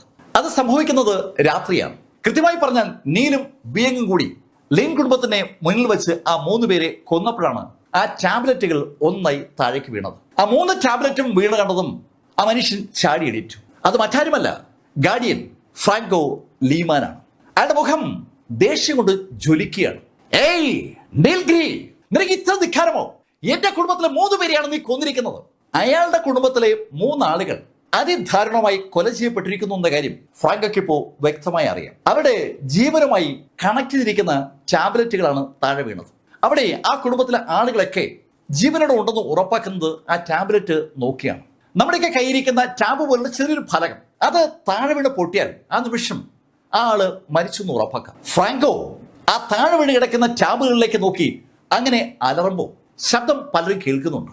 അവർക്ക് അവിടേക്ക് ഓടിച്ചെല്ലാൻ ഒരു ഭയം. ഫ്രാങ്കോ ആ ടാബുകളിലേക്ക് നോക്കിയിട്ട് വലത് ഭാഗത്തേക്ക് തിരിഞ്ഞ് അവിടെയുള്ള ഒരു സ്ക്രീനിൽ അയാളുടെ കൈയൊന്ന് തൊട്ടു. പെട്ടെന്ന് അതൊരു കൂറ്റൻ സ്ക്രീനായി മാറി. ആ സ്ക്രീനിലേക്ക് നോക്കിയതിനു ശേഷം അയാൾ ഒരു ഫോൺ എടുത്ത് അതിനകത്ത് പല നമ്പറിലും സ്പർശിച്ചു തുടങ്ങി. ഓരോ നമ്പർ സ്പർശിക്കുമ്പോഴും സ്ക്രീനിൽ ഓരോ ആളുകളായി പ്രത്യക്ഷപ്പെടുകയാണ്. ഏതെങ്കിലും സമയം കഴിഞ്ഞതും അയാളുടെ മുന്നിൽ 18 ആളുകൾ ആ സ്ക്രീനിൽ പ്രത്യക്ഷപ്പെട്ടു. ആ 18 പേരും അയാളും ചേർത്ത് ഇപ്പോൾ 19 ആളുകളാണ്. ഹക്സിയെ ശരിക്കും സംരക്ഷിക്കുന്ന 19 ഗാർഡിയൻസ് അങ്ങനെ ആ സ്ക്രീനിൽ ഒന്നിച്ച് കാണുകയാണ്. ഇപ്പോ അവർ പലരും ലോകത്തിന്റെ വിവിധ ഭാഗങ്ങളിലാണ്. ആ 18 പേരും സ്ക്രീനിലെത്തിയതും ആരോ ഒരാൾ ഫ്രാങ്കോയോട് ചോദിച്ചു, ഏയ് ഫ്രാങ്കോ, ഈ രാത്രിയിൽ എന്തിനാ ഞങ്ങനെ വിളിച്ചുണർത്തിയത്? അത് കേട്ടതും ഫ്രാങ്കോ അവരോടായി പറഞ്ഞു, നമുക്ക് എത്രയും പെട്ടെന്ന് റൗണ്ട് ടേബിൾ മീറ്റിംഗ് നടത്തണം. റൗണ്ട് ടേബിൾ മീറ്റിംഗോ? ഫ്രാങ്കോ, അതെന്തിനാണ്? അത് വേണം. എന്റെ കുടുംബത്തിലെ 3 ആളുകളെ ആ നീൽഗ്രി കൊല ചെയ്തു. അവൻ അവസാനിപ്പിക്കാൻ നമ്മൾ തീരുമാനിക്കേണ്ടിയിരിക്കുന്നു. ഫ്രാങ്കോയുടെ കുടുംബത്തിലെ 3 ആളുകളെയാണ് ഒരു ചെറുപ്പക്കാരൻ കൊല ചെയ്തിരിക്കുന്നത്. അവനെ അവസാനിപ്പിക്കാൻ ഈ ഗാർഡിയൻസിന്റെ അനുവാദം വേണമെന്നാണ് ഫ്രാങ്കോ പറയുന്നത്. അത് കേട്ടപ്പോൾ ആ 18 ആളുകൾക്കും വല്ലാത്തൊരു അമ്പരപ്പ്. ഫ്രാങ്കോ ഗാർഡിയനാണ്, ശക്തനാണ്. അയാൾക്ക് നീൽഗ്രി എന്ന് പറയുന്ന വ്യക്തിയെ പരാജയപ്പെടുത്താൻ ബാക്കി ഗാർഡിയൻസിന്റെ അനുവാദം എന്തിന്? അങ്ങനെ തോന്നിയതും ഒരാൾ ഫ്രാങ്കോയോട് ചോദിച്ചു, ഫ്രാങ്കോ, താങ്കൾ എന്തായി പറയുന്നത്? നീൽഗ്രിയോ? അവൻ ആരായാലും നിങ്ങളുടെ കയ്യിൽ തീരാവുന്നില്ലേ ഉള്ളൂ. അവനെ അവസാനിപ്പിക്കാൻ ഞങ്ങളുടെ സഹായം എന്തിനാ നിങ്ങൾ തേടുന്നത്? അതിന് മറുപടിയായി ഫ്രാങ്കോ പറഞ്ഞു, നിങ്ങൾക്ക് അവനെക്കുറിച്ച് ഒന്നും അറിയാത്തത് കൊണ്ടാണ് നിങ്ങൾ ഇന്ന് ചോദിക്കുന്നത്. അവൻ ശരിക്കും എന്റെ കുടുംബത്തിലെ 3 പേര് മാത്രമല്ല ഇല്ലാതാക്കിയത്. അവൻ ഈ ഹക്സിലെ ഏറ്റവും പ്രമുഖ കുടുംബമായ ലെയ്ൻ കുടുംബത്തെ ഈ ഭൂമിയിൽ നിന്ന് തുടച്ചു മാറ്റിയിരിക്കുകയാണ്. അത് കേട്ടത് ആ 18 ആളുകളുടെ മുഖത്ത് വല്ലാത്തൊരു അമ്പരപ്പ്. എന്താ പറയുന്നത്? ലെയ്ൻ കുടുംബത്തെ ഇല്ലാതാക്കിയെന്നോ? അതെ, ലെയ്ൻ കുടുംബത്തെ ഇല്ലാതാക്കിയിരിക്കുകയാണ്. ലെയ്ൻ കുടുംബത്തിന്റെ ഭാഗമാണ് ഫ്രാങ്കോ. ഫ്രാങ്കോയുടെ ബന്ധുക്കളടങ്ങിയ ആ ലെയ്ൻ കുടുംബം ഈ ഭൂമിയിൽ നിന്ന് അപ്രത്യക്ഷമായെന്ന് കേട്ടപ്പോൾ ശരിക്കും ഒരു അമ്പരപ്പ് എല്ലാ ആളുകൾക്കും ഉണ്ട്. പെട്ടെന്ന് ഒരാള് ഫ്രാങ്കോയോട് ചോദിച്ചു, മിസ്റ്റർ ഫ്രാങ്കോ, എനിക്ക് നിങ്ങൾ പറയുന്നത് പൂർണ്ണമായും അങ്ങോട്ട് ബോധ്യമാകുന്നില്ല. നീൽഗ്രി എന്തിന് ലെയ്ൻ കുടുംബത്തെ അവസാനിപ്പിക്കണം? അതുപോലെ നിങ്ങൾ പറഞ്ഞതിൽ നിന്ന് ഒരു കാര്യം എനിക്ക് മനസ്സിലായി. നീലിനെ അവസാനിപ്പിക്കാൻ നിങ്ങൾ അയച്ച 3 പേരാണ് കൊല്ലപ്പെട്ടിരിക്കുന്നത്. നിങ്ങൾ എന്തിനാ നീലിനെ കൊല്ലാൻ ആളെ അയച്ചത്? ആ മനുഷ്യൻ അങ്ങനെ ചോദിച്ചപ്പോ ഫ്രാങ്കോയ്ക്ക് ശരിക്കും ദേഷ്യം വരികയാണ്. പക്ഷെ അയാൾക്ക് ആ ദേഷ്യം ആ മനുഷ്യനോട് കാണിക്കാൻ പറ്റില്ല. അയാള് ആ ഗാർഡിയനെ ഒന്ന് നോക്കിയിട്ട് എല്ലാവരോടും പറഞ്ഞു, നോക്ക്, എനിക്കൊരു ആവശ്യം വന്നപ്പോ ഞാൻ നിങ്ങളെ സമീപിച്ചതാണ്. എന്റെ കുടുംബമാണ് ലെയ്ൻ കുടുംബം. ആ ലെയ്ൻ കുടുംബത്തെ നീൽ അവസാനിപ്പിച്ചപ്പോ അവരെ പിടികൂടാനായി ഞാൻ എൻ്റെ ബന്ധുക്കളെ അയച്ചതാണ്. അവനെയും അവൻ കൊന്നു. അപ്പൊ പിന്നെ ഞാൻ എന്താ വേണ്ടത്? അങ്ങനെ അയാൾ വീണ്ടും ചോദിച്ചതും അയാളോട് തർക്കിച്ച വ്യക്തി ഉറക്കെ പറഞ്ഞു, ഫ്രാങ്കോ, നിങ്ങൾ എന്തൊക്കെയോ ഒളിക്കുന്നുണ്ട്. നിങ്ങൾ ആരെയൊക്കെയോ സംരക്ഷിക്കാൻ ശ്രമിക്കുകയാണ്. അതെന്താണ് എന്ന് എനിക്കറിയത്തില്ല. എന്തായാലും ഞാൻ ഈ വിഷയത്തിൽ നിങ്ങൾക്കൊപ്പം നിൽക്കില്ല. ഹേയ് ബാവോ, അങ്ങനെയാണ് നിങ്ങൾ ഉദ്ദേശിക്കുന്നെങ്കിൽ നമുക്കൊരു വോട്ടെടുപ്പ് നടത്താം. ബാബോഷന്റെ ബന്ധുവാണ് ഫ്രാങ്കോയോട് എതിർത്ത് അഭിപ്രായം പറഞ്ഞത്. അയാള് ഷൈനിൽ നിന്ന് കഥ നേരത്തെ മനസ്സിലാക്കിയിട്ടുണ്ട്. ഷൈൻ കുള്ളൻ മലനിരകളിലുള്ള ഒരു ലേഡി പറഞ്ഞതിന്റെ അടിസ്ഥാനത്തിലാണ് നീൽഗിരിക്ക് സപ്പോർട്ട് കൊടുക്കുന്നത് എന്നുള്ള കാര്യവും ഷൈൻ തന്നെ ആ ബാബു കുടുംബത്തിന്റെ കാരണവരോട് പറഞ്ഞിട്ടുണ്ട്. കുള്ളൻ മലനിരകളിലുള്ള ആ കുടുംബം അതിശക്തമായ ഒരു കുടുംബമാണെങ്കിൽ നീൽഗിരിയെ എതിർക്കുന്നത് നല്ലതല്ല എന്നൊരു ബോധ്യം ആ ബാബു കുടുംബത്തിലെ പാട്രിയാർക്കിനുണ്ട്. അതൊക്കെ മനസ്സിൽ വെച്ചുകൊണ്ട് അയാള് തന്റെ എതിർപ്പ് ആ ഓൺലൈൻ മീറ്റിംഗിൽ അവതരിപ്പിച്ചത്. അയാൾ പറഞ്ഞത് കേട്ടതും മറ്റാൾ പറഞ്ഞു, ഓക്കെ, ഞാൻ ന്യൂട്രലാണ്. ഒരാൾ എതിർക്കുന്നു, വേറൊരാള് ന്യൂട്രലായി. പക്ഷെ ചില ആളുകളെങ്കിലും ഗാർഡിയൻ ഫ്രാങ്കോ ലീമാന്റെ ആഗ്രഹത്തോട് ഒപ്പം നിൽക്കാൻ തയ്യാറാണെന്ന് പറയുകയും ചെയ്തു. അങ്ങനെ അവർ പറഞ്ഞതും ഫ്രാങ്കോ ലീമാൻ തന്റെ അഭിപ്രായം അറിയിച്ചു. അങ്ങനെയാണെങ്കിൽ ഇന്നേക്ക് 3-ാം ദിവസം നമ്മൾ വീണ്ടും ഒന്നിച്ചു കൂടുന്നു സിംഗ്ഡാവോ മൗണ്ടനിലെ നമ്മുടെ ആസ്ഥാനത്ത്. അയാൾ അങ്ങനെ പറഞ്ഞതും സ്ക്രീന് പതുക്കെ ഓഫ് ആവുകയും ചെയ്തു. ഈ സംഭവ വികാസങ്ങൾ ശരിക്കും നീല് അറിയുന്നില്ല. നീല് ഇവിടെ കൾട്ടിവേഷനിൽ മുഴുകിയിരിക്കുകയാണ്. നേരെ പുലർന്നപ്പോ ശബ്ദം കേട്ടാണ് നീല് കണ്ണു തുറക്കുന്നത്. വിയങ്ങാണ് നീലിന്റെ മുന്നിൽ നിൽക്കുന്നത്. അവരുടെ കയ്യിൽ നല്ല ആവി പറക്കുന്ന ചൂട് കാപ്പിയുണ്ട്. നീൽ കോഫി കുടിക്കും. അങ്ങനെ വിയങ് പറഞ്ഞതും നീല് അവരുടെ കയ്യിൽ നിന്ന് കോഫി വാങ്ങിച്ച് ആ അപ്പാർട്ട്മെന്റിന്റെ വാതിൽ തുറന്ന് പുറത്തിറങ്ങിയ നീല് ആ കോറിഡോറിലെത്തി ആ കോഫി അവിടെയുള്ള ആ ഹാഫ് ചുവരിന്റെ മുകളിൽ വെച്ചു. ഈ സമയത്ത് വിയങ്ങും ഒരു കോഫിയുമായി പുറത്തേക്ക് വന്നു. വിയങ്ങിനോടായി നീല് ചോദിച്ചു, വിയങ് ഇപ്പൊ എങ്ങനെ ഫീൽ ചെയ്യുന്നു? നീൽ, എനിക്കെന്തോ ഒരു ശക്തി വർധനവും ഫീൽ ചെയ്യുന്നുണ്ട്. അങ്ങനെ വിയങ് പറഞ്ഞതും നീല് കൾട്ടിവേഷനുമായി ബന്ധപ്പെട്ട ചില ടെക്നിക്കുകളൊക്കെ വിയങ്ങിന് പറഞ്ഞു കൊടുക്കുകയാണ്. അതിനിടയിൽ അവർ കോഫി കുടിക്കുന്നുണ്ട്. ഈ സമയത്താണ് അവിടേക്ക് ബാബു ഷൈൻ കടന്നു വരുന്നത്. ബാബു ഷൈൻ വന്നതും വിയങ് ബാബു ഷൈനു കൂടി ഒരു കോഫി സംഘടിപ്പിച്ചു. അവർ 3 പേരും കോഫി കുടിച്ചു തുടങ്ങിയതും ബാബു ഷൈൻ നീലിനോട് പറഞ്ഞു, മാസ്റ്റർ, ഞാൻ പാട്രിയാർക്കിനെ ബന്ധപ്പെട്ടായിരുന്നു. അദ്ദേഹത്തോട് കാര്യങ്ങളെല്ലാം ഞാൻ പറഞ്ഞു. അപ്പോഴാണ് ഞാൻ ഒരു കാര്യം അറിഞ്ഞത്. ഗാർഡിയൻ ഫ്രാങ്കോ ഒരു റൗണ്ട് ടേബിൾ മീറ്റിംഗ് വിളിച്ചിരിക്കുകയാണ്. റൗണ്ട് ടേബിൾ മീറ്റിംഗും അതെ മാസ്റ്റർ, മാസ്റ്ററെ അവസാനിപ്പിക്കാവുന്ന ഒറ്റ ടാർഗറ്റാണ് ആ റൗണ്ട് ടേബിൾ മീറ്റിംഗിനുള്ളത്. അത് കേട്ടപ്പോൾ നീലിനൊരു കൗതുകം, എന്നെ അവസാനിപ്പിക്കാനും? അതെ മാസ്റ്റർ മാത്രമല്ല, മാസ്റ്ററുമായി ബന്ധപ്പെട്ട എല്ലാ ആളുകളെയും അവസാനിപ്പിക്കുക എന്നതാണ് അവരുടെ ലക്ഷ്യം. അത് കേട്ടപ്പോൾ നീലിന്റെ ഉള്ളിൽ ദേഷ്യങ്ങനെ ഇരച്ച് പൊങ്ങി വരികയാണ്. അത് ശ്രദ്ധിച്ചുകൊണ്ട് തന്നെ ബാബു ഷൈൻ നീലിനോട് പറഞ്ഞു, മാസ്റ്റർ, അവരുടെ മീറ്റിംഗ് നാളെ കഴിഞ്ഞ് മറ്റന്നാൾ സിംഗ് സിറ്റിയിലെ സിംഗ്ഡാവോ മൗണ്ടനിലാണ് നടക്കുന്നത്. സിംഗ് സിറ്റിയിലെ സിംഗ്ഡാവോ മൗണ്ടനിൽ നാളെ കഴിഞ്ഞ് മറ്റന്നാൾ ഒരു റൗണ്ട് ടേബിൾ മീറ്റിംഗ് നടക്കാൻ പോവുകയാണെന്ന് ബാബു ഷൈൻ പറഞ്ഞപ്പോൾ നീലിന്റെ മനസ്സിൽ തലേദിവസം നീല് വായിച്ച അവന്റെ പിതാവ് എഴുതിയ ആ ഡയറി കുറിപ്പിലെ ആ വാചകം കടന്നു വന്നു. നീല് കുഞ്ഞായിരിക്കുന്ന സമയത്ത് നീലിന്റെ ഗ്രാൻഡ് ഫാദർ നീലിനെ കൊണ്ടുപോയത് 3 സ്ഥലങ്ങളിലാണ്. അതിലെ 2 സ്ഥലം ആർക്കറിയാം. ഒരെണ്ണം സിംഗ് സിറ്റി, മറ്റൊന്ന് കുല്ലൻ മൗണ്ടൻ. സിംഗ് സിറ്റി എന്ന് നീൽ ആദ്യമായി കേൾക്കുന്നത് ആർത്തർ എഴുതിയ ആ ഡയറി വായിച്ചപ്പോഴാണ്. ഇപ്പൊ ഇതാ വീണ്ടും നീൽ അത് കേൾക്കുകയാണ്. ഏയ് ബാബുഷേ, ശരിക്കും നീ പറയുന്നത് വാസ്തവമാണോ? അവിടെ അങ്ങനെ ഒരു മീറ്റിംഗ് നടക്കുകയാണ്. മാസ്റ്റർ, എന്നോട് എൻ്റെ പാട്രിയാർക്ക് പറഞ്ഞതാണ്. ബാബു കുടുംബത്തിന്റെ പാട്രിയാർക്കും ഒരു ഗാർഡിയനാണല്ലോ. അദ്ദേഹം കളവ് പറയേണ്ട ഒരു കാര്യവുമില്ല. അത് ബാബു ഷൈൻ വ്യക്തമാക്കിയതും നീല് ബാബു ഷൈനോട് പറഞ്ഞു, ബാബു ഷൈൻ, ഒരു കാര്യം ചെയ്യും, ഇന്ന് വൈകുന്നേരം നമുക്ക് അവിടേക്ക് പോകാനായി ഒരു പ്ലെയിൻ റെഡിയാക്കുക. ബാബു ഷൈന് കാര്യം മനസ്സിലായി. ബാബു ഷൈൻ അത് ശരിയാക്കെന്ന് പറഞ്ഞ് അവിടുന്ന് പിരിയുകയും ചെയ്തു. ബാബു ഷൈൻ അവിടുന്ന് പിരിഞ്ഞ ആ നിമിഷത്തിൽ അകത്ത് ഫോൺ അടിക്കുന്ന ശബ്ദം നീല് കേട്ടു. നീല് ആ ഫോൺ എടുക്കുമ്പോൾ ആ ഫോണിൽ ആ നമ്പർ നീല് കണ്ടു. അത് ടാക്സിയിൽ നീലിനെ സപ്പോർട്ട് ചെയ്യുന്ന ആ മനുഷ്യന്റെ നമ്പറാണ്. നീല് അദ്ദേഹത്തിന്റെ കോൾ അറ്റൻഡ് ചെയ്തു. നീൽഗ്രേ, ഒരു കാര്യത്തിന് മാത്രം നീ ഉത്തരം പറഞ്ഞാൽ മതി. നീ എന്തിനാ ആ ഗാർഡിനെ കൊലപ്പെടുത്തിയത്? ശരിക്കും ആ മാർഷൽ ആർട്സ് അരീനയിൽ ആരെ കൊലപ്പെടുത്തിയാലും അതൊരു വിഷയമല്ല. പക്ഷേ അതൊരു ഗാർഡിയനാകുമ്പോൾ അതൊരു വിഷയമാണ്. നീല് അതിന് മറുപടി പറയാതെ ഫോൺ ഹോൾഡ് ചെയ്യുമ്പോൾ മറുഭാഗത്ത് നിന്ന് അടുത്ത ചോദ്യം ഉണ്ടായി. നീൽ, ലെൻ കുടുംബത്തിലെ മുഴുവൻ ആളുകളെയും നീ കൊലപ്പെടുത്തിയതിൽ എനിക്ക് എതിർപ്പൊന്നുമില്ല. പക്ഷേ നീ ആ ഫ്രാങ്കോയുടെ ആ കുടുംബത്തിലെ 3 പേരെ കൊലപ്പെടുത്തിയത് അത് ന്യായീകരിക്കാൻ കഴിയുന്ന കാര്യമല്ല. അത് കേട്ടതും നീല് അദ്ദേഹത്തോടായി പറഞ്ഞു, സാർ, അങ്ങ് ഈ കാര്യത്തെ എങ്ങനെ എടുക്കുന്നു എന്നത് എനിക്ക് വ്യക്തമായ ഒരു കാര്യമല്ല. ഒരു കാര്യം ഞാൻ പറയാം. സാക്ഷാൽ ഫ്രാങ്കോയാണ് ആ നിമിഷത്തിൽ എന്റെ മുന്നിൽ ഉണ്ടായിരുന്നെങ്കിലും ഞാൻ അയാളെ കൊല്ലുമായിരുന്നു. ഫ്രാങ്കോയുടെ കുടുംബത്തിലെ ആളുകളെ അല്ല, ഫ്രാങ്കോ തന്നെ വേണമെങ്കിൽ കൊല്ലുമെന്ന് നീല് പറഞ്ഞതും ശരിക്കും മറുഭാഗത്തുള്ള വ്യക്തി ഞെട്ടിയെന്ന് വ്യക്തമാണ്. അദ്ദേഹം എന്തോ പറയാനായിട്ട് ശ്രമിക്കുന്നിടയിൽ നീല് ഫോൺ കട്ട് ചെയ്തു. ആ മനുഷ്യനോട് കൂടുതൽ സംസാരിച്ചുകൊണ്ട് തനിക്കൊരു പ്രയോജനമില്ല എന്നൊരു തോന്നൽ നീലുണ്ടെന്ന് അർത്ഥം. നീല് ഫോൺ കട്ട് ചെയ്തിട്ട് വിയങ്ങിനോട് പറഞ്ഞു, ഞാൻ എൻ്റെ മുറിയിലോട്ടൊന്ന് ചെല്ലാം, വൈകിട്ട് എനിക്ക് ഒരു സ്ഥലം വരെ പോകണം, അതിനുവേണ്ടിയുള്ള തയ്യാറെടുപ്പ് നടത്തണം. അങ്ങനെ പറഞ്ഞുകൊണ്ട് വിയങ്ങിന്റെ മുറിയിലേക്ക് കയറി. വിയങ് ആ മുറിയിലേക്ക് കയറി ഏകദേശം ഒരു 8-10 മിനിറ്റുകൾ കഴിഞ്ഞ് കാണും. ആ സമയത്ത് നീല് ഒരു ശബ്ദം കേട്ടു.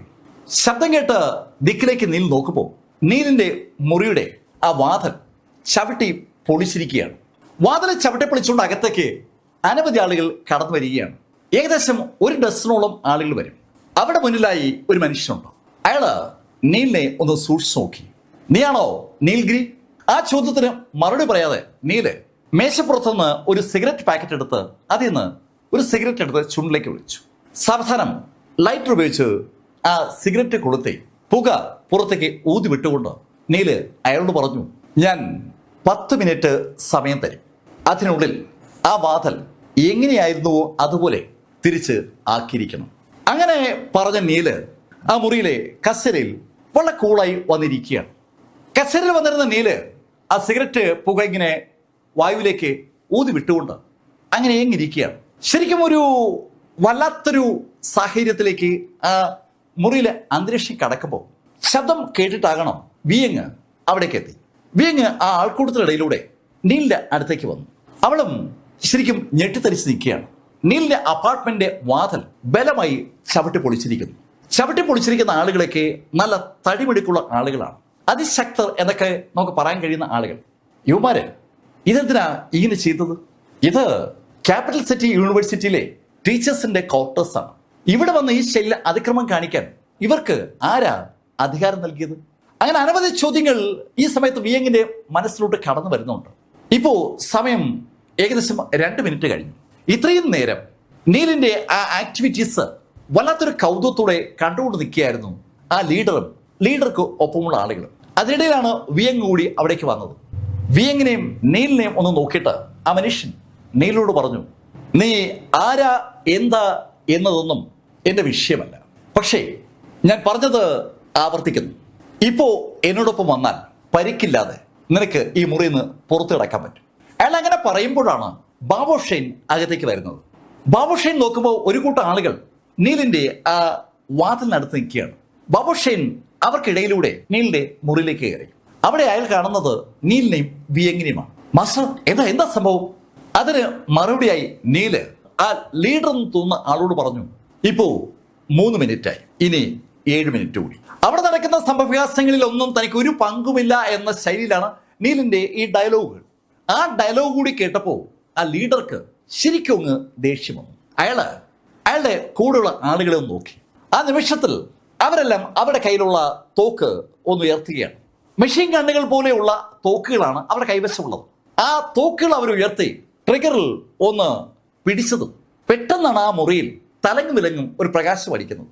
ലേസർ ബീം പോലുള്ള ഒരു പ്രകാശം ആ എൻറ്റയർ മുറിയിലും അങ്ങ് പ്രതിഫലിച്ചതും ബാബുഷൈനും വിയങ്ങിനും ഒരു കാര്യം മനസ്സിലായി, അവർക്ക് മൂവ് ചെയ്യാൻ പറ്റത്തില്ല. അത് ശരിക്കും ബാബുഷൈൻ മനസ്സിലാകുമ്പോൾ ആ ലീഡർ ആ 3 പേരോടായി പറഞ്ഞു, ഇത് നിങ്ങളുടെ ഇന്റേണൽ എനർജി ഉപയോഗിക്കാൻ നിങ്ങൾ അനുവദിക്കാത്ത ഒരു സയന്റിഫിക് സംവിധാനമാണ്. ശരിക്കും ആ ലേസർ രശ്മികൾ ആ മുറിയിൽ ഒരു ഫോർമേഷൻ സൃഷ്ടിച്ചിരിക്കുകയാണ്. ആ ഫോർമേഷനാണ് അവരുടെ ആ ഇന്റേണൽ എനർജിയെ ഉപയോഗിക്കാൻ സമ്മതിക്കാത്തത്. എനർജി ബാരിയർ ഉണ്ടായിരിക്കുന്ന അർത്ഥം. ഒരു എനർജി ബാരിയർ സൃഷ്ടിക്കപ്പെട്ടിരിക്കുകയാണ്. ആ എനർജി ബാരിയറിനകത്താണ് നീലും ബാബുഷൈനും വിയങ്ങും. ബാബുഷൈൻ ഒരു പ്രൈവറ്റ് ജെറ്റ് അറേഞ്ച് ചെയ്യാനായി പോയതാണ്. ആ കാര്യങ്ങളൊക്കെ ശരിയായപ്പോൾ അത് പറയാൻ വേണ്ടിയാണ് ബാബുഷൈൻ നീലിന്റെ അടുത്തേക്ക് വന്നത്. പക്ഷെ ഇവിടെ പെട്ടെന്നാണ് കഥ ആകെ മാറി മറിയുന്നത്. നീല് ഒരക്ഷരം മിണ്ടാതെ ഇപ്പോഴും നിശബ്ദനായി ആ സിഗരറ്റും പുകച്ചങ്ങനെ ഇരിക്കുകയാണ്. അക്ഷോഭ്യനായിരിക്കുന്ന നീലിനെ കണ്ടപ്പോൾ ആ ലീഡറുടെ ദേഷ്യം ഒന്നുകൂടി വർദ്ധിച്ചു. അയാള് പെട്ടെന്നാണ് മുന്നോട്ട് അതിവേഗയിൽ ചലിക്കുന്നത്. അയാളുടെ ചലനം റെസ്ട്രിക്റ്റഡ് അല്ല. എന്നാൽ അതേ സമയത്ത് നീൽ ഉൾപ്പെടെയുള്ള ആളുകളുടെ ചലനത്തെ ആ ലേസർ രശ്മികൾ റെസ്ട്രിക്ട് ചെയ്തിരിക്കുകയാണെന്ന് വ്യക്തമാണ്. നീലിന്റെ അടുത്തേക്ക് പാഞ്ഞു വന്ന അയാൾ കൈ ഉയർത്തി ഒരു അച്ച ഇടി. കസേരയിരിക്കുന്ന നീലിന്റെ കവിള് ലക്ഷ്യമാക്കിക്കൊണ്ടാണ് അയാൾ ആഞ്ഞിടിച്ചത്. ബാബുഷൈനെ മുന്നോട്ട് ചലിക്കണമെന്നുണ്ട്, പക്ഷേ അയാൾക്ക് ചലിക്കാൻ പറ്റുന്നില്ല. ഒരു റെസ്ട്രിക്ഷൻ അയാളുടെ മുകളിലുണ്ട്. അയാൾക്ക് ഉറക്കെ വിളിക്കാനേ പറ്റുള്ളൂ. മാസ്റ്റർ! വിയങ് നീലെന്നും വിളിച്ചത് ഇതിനിടയിലാണ്. ആ 2 ശബ്ദവും നീലിന്റെ അടുത്തേക്ക് വരുമ്പോൾ നീല് തനിക്ക് നേരെ പാഞ്ഞു വന്ന് ആ കയ്യിൽ ഒന്ന് പിടിച്ചു. ആ കയ്യിൽ ഒന്ന് പിടിച്ച നീല് ആ കൈ ഒന്ന് തിരിച്ചു. ഇരുന്നു കൊണ്ട് തന്നെ ആ കൈ നീലങ്ങ് തിരിക്കുമ്പോൾ ടക് ടക് ശബ്ദത്തോടെ ആ ലീലയുടെ കൈ ഒടിയുന്ന ശബ്ദം സകലർക്കും കേൾക്കാം. അയാളുടെ കൈ ആ ഒടിയുന്നിടയിൽ നീല് എണീറ്റ് ഇടത് കൈ കൊണ്ട് അയാളുടെ കഴുത്തിലൊന്ന് പിടിച്ചു. അതിനുശേഷം നീല് കൂളായിട്ട് അയാളെ ഒറ്റ കൈയിൽ പൊക്കിയെടുത്ത് ചുവരിലേക്ക് ചേർത്ത് വെച്ചു. ഞാൻ വെറും വാക്ക് പറയുന്ന ആളല്ല. 10 മിനിറ്റ് അതിനുള്ളിൽ അവിടെ വാതില് വന്നിരിക്കണം. നീല് അങ്ങനെ പറയുമ്പോഴാണ് അനവധി ആളുകൾ അവിടേക്ക് ഓടി വരുന്നത്. ഓടി വരുന്ന ആളുടെ മുന്നിലുള്ളത് സാക്ഷാൽ ലീ ഷുവാനാണ്. ലീ ഷുവാൻ അവിടേക്ക് ഓടി വരുന്ന കണ്ടതും ആ ആളുകൾ അവിടെ ആ വാതിലുണ്ടായിരുന്ന ആ സേന 2 വശത്തേക്കായി മാറി. ലീ ഷുവാൻ ഓടി നീലിന്റെ അടുത്തെത്തി നീലോട് പറഞ്ഞു, മിസ്റ്റർ ഗ്രീ പ്ലീസ് പ്ലീസ്, എനിക്ക് വേണ്ടി അയാൾ വെറുതെ വിടണം, എനിക്ക് വേണ്ടി മിസ്റ്റർ ഗ്രീ മിസ്റ്റർ ഗ്രീ എന്ന് ലീ ഷുവാൻ ആവർത്തിച്ച് പറയുമ്പോൾ അവിടേക്ക് അതിക്രമിച്ച് കയറിയ ആ ആളുകളുടെ മുഖം ശരിക്കും വിളറിയിട്ടുണ്ട്. ഡ്രാഗൺ സോൾ എന്ന ആ രഹസ്യ സംഘടനയുടെ ശരിയായ നേതാവ് ലീ ഷുവാനാണ്. ലീ ഷുവാനാണ് ഓപ്പറേറ്റിംഗ് ഹെഡ്. ലീ ഷുവാൻ വിചാരിച്ചാൽ എന്ത് നടക്കും എന്നതിനെ കുറിച്ച് അവന്മാർക്ക് നന്നായിട്ട് അറിയാം. ഈ സമയത്ത് മുഖമാകെ വിളറി വെളുത്ത് ചുവരിൽ ചാരി നിൽക്കുകയാണ് ആ ടീമിന്റെ ലീഡർ. ലീ ഷുവാൻ പറഞ്ഞു കേട്ടതും നീല് അയാളെ ഒരൊറ്റ എറി. തറയിലേക്ക് അവൻ ഒരു ശബ്ദത്തോടെ വീണതും ലീ ഷുവാൻ നീലിനോട് പറഞ്ഞു, മിസ്റ്റർ ഗ്രീ പ്ലീസ് കം, എനിക്കൊരു കാര്യം പറയാനുണ്ട്. അങ്ങനെ പറഞ്ഞ് നീലിനെ വിളിച്ച് ലീ ഷുവാൻ ആ കോറിഡോറിലേക്ക് കൊണ്ടുവന്നു. അവിടെ ആ ലിഫ്റ്റിന്റെ ഭാഗത്തേക്ക് നടന്ന ലീ ഷുവാൻ നീലിനോട് പറഞ്ഞു, മിസ്റ്റർ ഗ്രീ എനിക്കൊപ്പം വരണം. ലീ ഷുവാൻ എന്താ സംഭവം? മിസ്റ്റർ ഗ്രീ ഒരു മീറ്റിംഗ് നടക്കുകയാണ്. ആ മീറ്റിംഗിന്റെ ലക്ഷ്യം മിസ്റ്റർ നീൽ ഗ്രീ തന്നെയാണ്. ആ മീറ്റിംഗിൽ എന്തായാലും ഗ്രീ വന്നേ പറ്റൂ. അദ്ദേഹം പങ്കെടുക്കുന്നുണ്ട്. നേരത്തെ നീലിനെ ഫോൺ വിളിച്ച വ്യക്തി ആ മീറ്റിംഗിൽ പങ്കെടുക്കുന്നുണ്ട്. അതാണ് ലീ ഷുവാൻ പറഞ്ഞത്. ലീ ഷുവാൻ അങ്ങനെ പറഞ്ഞതും നീലിന്റെ മുറിയുടെ ഭാഗത്തേക്ക് നോക്കുമ്പോൾ അവിടെ നിന്ന് ബാബു ഷൈനും വിയങ്ങും പുറത്തിറങ്ങി കഴിഞ്ഞു. കൂട്ടത്തിൽ അകത്തുണ്ടായിരുന്ന ആളുകൾ ആ ആളുകളെ ഒന്ന് നോക്കിയിട്ട് നീല് അവരോടായി പറഞ്ഞു, ഞാനേ ഇപ്പോ പുറത്തു പോവുകയാണ്. ഞാൻ തിരിച്ചു വരുമ്പോൾ അവിടെ വാതില് ഉണ്ടാകണം. അത് വളരെ വ്യക്തമായ വാണിംഗ് ആണ്. ആ വാണിംഗ് കൊടുത്തതിന് ശേഷം നീല് ലീ ഷുവാനൊപ്പം ലിഫ്റ്റിൽ താഴെ എത്തി. അവർ യൂണിവേഴ്സിറ്റിക്ക് പുറത്തെത്തുമ്പോൾ ലീ ഷുവാന്റെ കാർ അവിടെ കിടക്കുകയാണ്. ലീ ഷുവാൻ വേറെ ഡ്രൈവർ എന്ന് കൊണ്ടുവന്നിട്ടില്ല. ലീ ഷുവാനും നീലും അവിടെ നിന്ന് മുന്നോട്ട് നീങ്ങി. ലീ ഷുവാന്റെ കാറ് എത്തിച്ചേർന്നത് ഒരുപാട് പട്ടാളക്കാർ കാവൽ നിൽക്കുന്ന ഒരുപാട് സെക്യൂരിറ്റി ഉള്ള ഒരു ബിൽഡിങ്ങിന്റെ അടുത്താണ്. ലീ ഷുവാന്റെ കാറ് കണ്ടതും ആ സെക്യൂരിറ്റിക്കാർ കാറ് അകത്തേക്ക് കടത്തിവിട്ടു. ആ കാറ് അനവധി സെക്യൂരിറ്റി ചെക്ക് പോസ്റ്റുകൾക്കിടയിലൂടെ കടന്ന് അവസാനം ഒരു കൂറ്റൻ ബിൽഡിങ്ങിന്റെ മുന്നിലെത്തി. അനവധി വലിയ തൂണുകൾ. അതാണ് ആ ബിൽഡിങ്ങിന്റെ മുന്നിൽ നമ്മൾ എത്തുമ്പോൾ ആദ്യം നമ്മുടെ ശ്രദ്ധപ്പെടുക. കാറിന് പുറത്തിറങ്ങിയ നീൽ ഗ്രീയും അത് കണ്ടു. 2 കൈ കൊണ്ട് നമുക്ക് പിടിക്കാൻ പറ്റാത്ത അത്രയും വലിപ്പമുള്ള തൂണുകൾ നിറഞ്ഞു നിൽക്കുന്ന ആ ബിൽഡിങ്ങിന്റെ മുൻവശത്ത് മെഷീൻ ഗണ്ണുകളുമായി അനവധി ആളുകൾ നിറഞ്ഞു നിൽപ്പുണ്ട്. അവർക്കിടയിലൂടെ ലീ ഷുവാൻ നീലുമായി അകത്തെ ഹാളിലേക്ക് കടന്നു. അവിടെ ആ ഹാളിൽ 2 തട്ടായി ഒരു മീറ്റിംഗ് അറേഞ്ച് ചെയ്യപ്പെട്ടിരിക്കുകയാണ്. സ്റ്റേജിൽ 9 ആളുകൾ നിരനിരിപ്പുണ്ട്. താഴെ കുറേയേറെ ആളുകളുണ്ട്. താഴെ ഇരിക്കുന്ന ആളുകൾക്കിടയിലേക്ക് ലീ ഷുവാനും നീലും എത്തിയതും താഴെയുള്ള ആളുകൾ ചാടി എണീറ്റ് അവരെ സല്യൂട്ട് ചെയ്യാണ്. താഴെ ഇരിക്കുന്ന ആളുകൾ അവരെ സല്യൂട്ട് ചെയ്യുമ്പോഴേക്കും നീല് അവരെ നോക്കി ഒന്ന് പുഞ്ചിരിച്ചിട്ട് നടന്ന് സ്റ്റേജിലേക്ക് എത്തി. സ്റ്റേജിലേക്ക് വന്ന നീല് ഒരു കസേര എടുത്തിട്ട് ആ ഇരിക്കുന്ന ആളുകളുടെ മുന്നിലായി അവരെ വീക്ഷിച്ചുകൊണ്ടിരിക്കുമ്പോൾ സ്റ്റേജിലിരിക്കുന്ന ആളുകൾ നീലിനെ തന്നെ അങ്ങനെ നോക്കിയിരിക്കുകയാണ്. 9 ആളുകളാണ് സ്റ്റേജിൽ വലതു ഭാഗത്ത് ഒരു റായ്ഡ് ആകൃതിയിൽ ഇരിക്കുന്നത്. ഇടതു ഭാഗത്ത് ഒരു കസേരയിലാണ് നീലിരിക്കുന്നത്. ഈ 2 ടീമിനും മുന്നിലായി ഓഡിയൻസ് അങ്ങനെ നിരന്നിരിക്കുകയാണ്. ആ വലതു ഭാഗത്ത് റായ്ഡ് ആകൃതിയിരിക്കുന്ന ആളുകൾ ഒരാൾ നീലിനോട് ചോദിച്ചു, മിസ്റ്റർ നീൽ ഗ്രീ, നിങ്ങൾ ഈ ഹക്സിയിൽ നിയമം കയ്യിലെടുക്കുകയാണ്. കഴിഞ്ഞ രാത്രിയിൽ ഈ ക്യാപിറ്റലിലെ ഏറ്റവും പ്രബലമായ കുടുംബമായ ലെയ്ൻ കുടുംബത്തെ നിങ്ങൾ അവസാനിപ്പിച്ചു. അതിനെക്കുറിച്ച് ചോദിക്കാൻ വന്ന ആളുകളെയും നിങ്ങൾ ക്രൂരമായി കൊല ചെയ്തു. എന്താ എക്സ്പ്ലനേഷനാണ് നിങ്ങൾക്ക് ആ കാര്യവുമായി ബന്ധപ്പെട്ട് ഇവിടെ പറയാനുള്ളത്? വളരെ മുഴക്കമുള്ള ശബ്ദത്തിലാണ് ഒരാൾ ആ ചോദ്യം ചോദിച്ചത്. ആ ചോദ്യം ചോദിച്ച വ്യക്തിയെ നീല് ഒന്ന് നോക്കിയതിനു ശേഷം ഉറക്കെ അയാളോടായി പറഞ്ഞു, താങ്കൾ ആരാ എന്നൊന്നും എനിക്കറിയില്ല. ഒരു കാര്യം ഞാൻ വ്യക്തമാക്കാം, ഒരു നിരപരാധിയും എന്റെ കൈയാൽ കൊല ചെയ്യപ്പെട്ടിട്ടില്ല. ഏയ് നീൽ, നീ എന്തായി പറഞ്ഞത്? നിരപരാധിയെ കൊന്നില്ലെന്നോ? അപ്പൊ നീ കൊന്ന എല്ലാവരും അപരാധികളാണ്, കുറ്റവാളികൾ എന്നാണോ നീ പറഞ്ഞു വരുന്നത്? അതിനെന്താ സംശയം? കുറ്റവാളികളാണ് കൊല ചെയ്യപ്പെട്ടത്. ആ കുറ്റവാളികളെ നിലയ്ക്ക് നിർത്താനും അവരെ ശിക്ഷിക്കാനും നിങ്ങൾക്ക് പറ്റാതെ പോയതുകൊണ്ടാണ് എനിക്ക് അത് ചെയ്യേണ്ടി വന്നത്. നീൽ, നീ പറഞ്ഞു വരുന്നത് വേണമെങ്കിൽ നീ നിയമം കയ്യിലെടുക്കുമെന്നല്ലേ? ഞാൻ നിയമം കയ്യിലെടുക്കാൻ ആഗ്രഹിക്കുന്ന ആളൊന്നുമല്ല. പക്ഷേ എന്റെ മുകളിൽ കുതിര കയറാൻ വന്നാൽ അത് അനുവദിച്ചു കൊടുക്കാനും എനിക്ക് പറ്റില്ല. എനിക്ക് എന്റെ ജീവൻ രക്ഷിക്കാൻ സ്വാഭാവികമായും ഡിഫെൻഡ് ചെയ്യേണ്ടി വരും. ഞാൻ ഡിഫെൻഡ് ചെയ്യുമ്പോൾ എതിരാളി കൊല്ലപ്പെട്ടാൽ അത് എതിരാളിയുടെ കഴിവുകേടാണ്, എന്റേതല്ല. നീലിന്റെ വാക്കുകൾ ചാട്ടുള്ളി പോലെയാണ് അവിടെ ഉയരുന്നത്. ശരിക്കും നീലിനെ ചോദ്യം ചെയ്യുന്ന വ്യക്തി വല്ലാതെ ദേഷ്യത്തിലാണ്. ഹേ നീൽഗിരി, നീ ആരാ എന്ന് കരുതിയിട്ടാണ് ഈ കാര്യങ്ങളൊക്കെ കാണിച്ചു കൂട്ടിയത്? നീ കൊന്നത് ആരെയെന്നറിയാവോ? സാക്ഷൽ ഗാർഡിയനെയാണ്. അതിനു പുറമെ ചീഫ് ഗാർഡിയൻ ഫ്രാങ്കോ ലീമാന്റെ കുടുംബത്തിലെ 3 പേരെയും നീ കൊന്നു. അതിന് മറുപടിയായി നീല് അയാളോട് പറഞ്ഞു, ഗാർഡിയൻ കേൾക്കുമ്പോൾ നല്ല ഇമ്പമുള്ള പേരാണ്, പക്ഷേ ഈ ഗാർഡിയനെ ഞാൻ കണ്ടില്ലല്ലോ. ഹക്സിയുടെ ഡ്രാഗൺ വൈൻ തകർക്കാൻ ആളുകൾ ഇറങ്ങി തിരിച്ചപ്പോ, ഹക്സിയുടെ ഡ്രാഗൺ വൈൻ തകർക്കപ്പെടുന്ന ആ സമയത്ത് 1500-ലധികം കലാപകാരികൾ അവിടെ ആ മലയിലുണ്ടായിരുന്നു. അന്ന് അവരോട് എതിരിടാൻ ബൈലിക്സണും അദ്ദേഹത്തിന്റെ ബ്ലഡഡ് ആർമിയും മാത്രമേ ഉണ്ടായിരുന്നുള്ളൂ. പിന്നെ ഈ ഞാനും. അന്ന് ഈ ഗാർഡിയനൊക്കെ എവിടെ പോയിരുന്നു? ഹക്സിയെ സംരക്ഷിക്കുക എന്നതല്ലേ ഗാർഡിയൻസിന്റെ ജോലി? ഹക്സിയെ സംരക്ഷിക്കാനുള്ള ഗാർഡിയൻസ് അത് ചെയ്യാതെ അവനവന്റെ താല്പര്യങ്ങൾക്ക് വേണ്ടി കാര്യങ്ങളെ വളച്ചൊടിക്കുമ്പോൾ ചിലപ്പോ കുടുംബാംഗങ്ങൾ കൊല്ലപ്പെട്ടു എന്ന് വരും. ആരോ ഫ്രാങ്കോ ലീമാൻ? അയാൾ ആരാ? എന്താ അയാൾ ആരായാലും എനിക്കൊന്നുമല്ല. ഹക്സിയെ സംരക്ഷിക്കാനാണ് അയാൾക്ക് ചുമതല കിട്ടിയിരിക്കുന്നെങ്കിൽ അതാണ് അയാൾ ചെയ്യേണ്ടത്. അയാളുടെ വ്യക്തിപരമായ താല്പര്യങ്ങൾക്ക് വേണ്ടി ഹക്സിയെ അയാൾ ഉപയോഗിക്കാൻ പാടില്ല. അങ്ങനെ നീൽ തറപ്പിച്ച് പറഞ്ഞതും ശരിക്കും അതുവരെ നീലോട് സംസാരിച്ചുകൊണ്ടിരുന്ന വ്യക്തി ദേഷ്യം കൊണ്ട് തിളച്ചു മറിയുകയാണ്. നീൽ, ഇത് അനുവദിക്കാൻ പറ്റില്ല, ഇത് അനുവദിക്കാൻ പറ്റില്ല. അങ്ങനെ അയാൾ തിളച്ചു മറിഞ്ഞു പറയുമ്പോൾ അയാൾക്കൊപ്പം ഒരാൾ കൂടി നീലോട് പറഞ്ഞു, നീൽഗിരി, നീ എത്ര വലിയവനാണെന്ന് സ്വയം കരുതിയാലും ഈ ഹക്സിയിൽ നീ ഒന്നുമല്ല എന്നത് മറക്കരുത്. ഹക്സി വിചാരിച്ചാൽ നിന്നെ റെസ്ട്രിക്ട് ചെയ്യാൻ പറ്റും, നിന്നെ ഒന്നുമല്ലാത്തവനാക്കി മാറ്റാൻ ഈ ഹക്സിക്ക് എളുപ്പം പറ്റും. അങ്ങനെ അയാൾ പറഞ്ഞതും നീല് എണീറ്റു.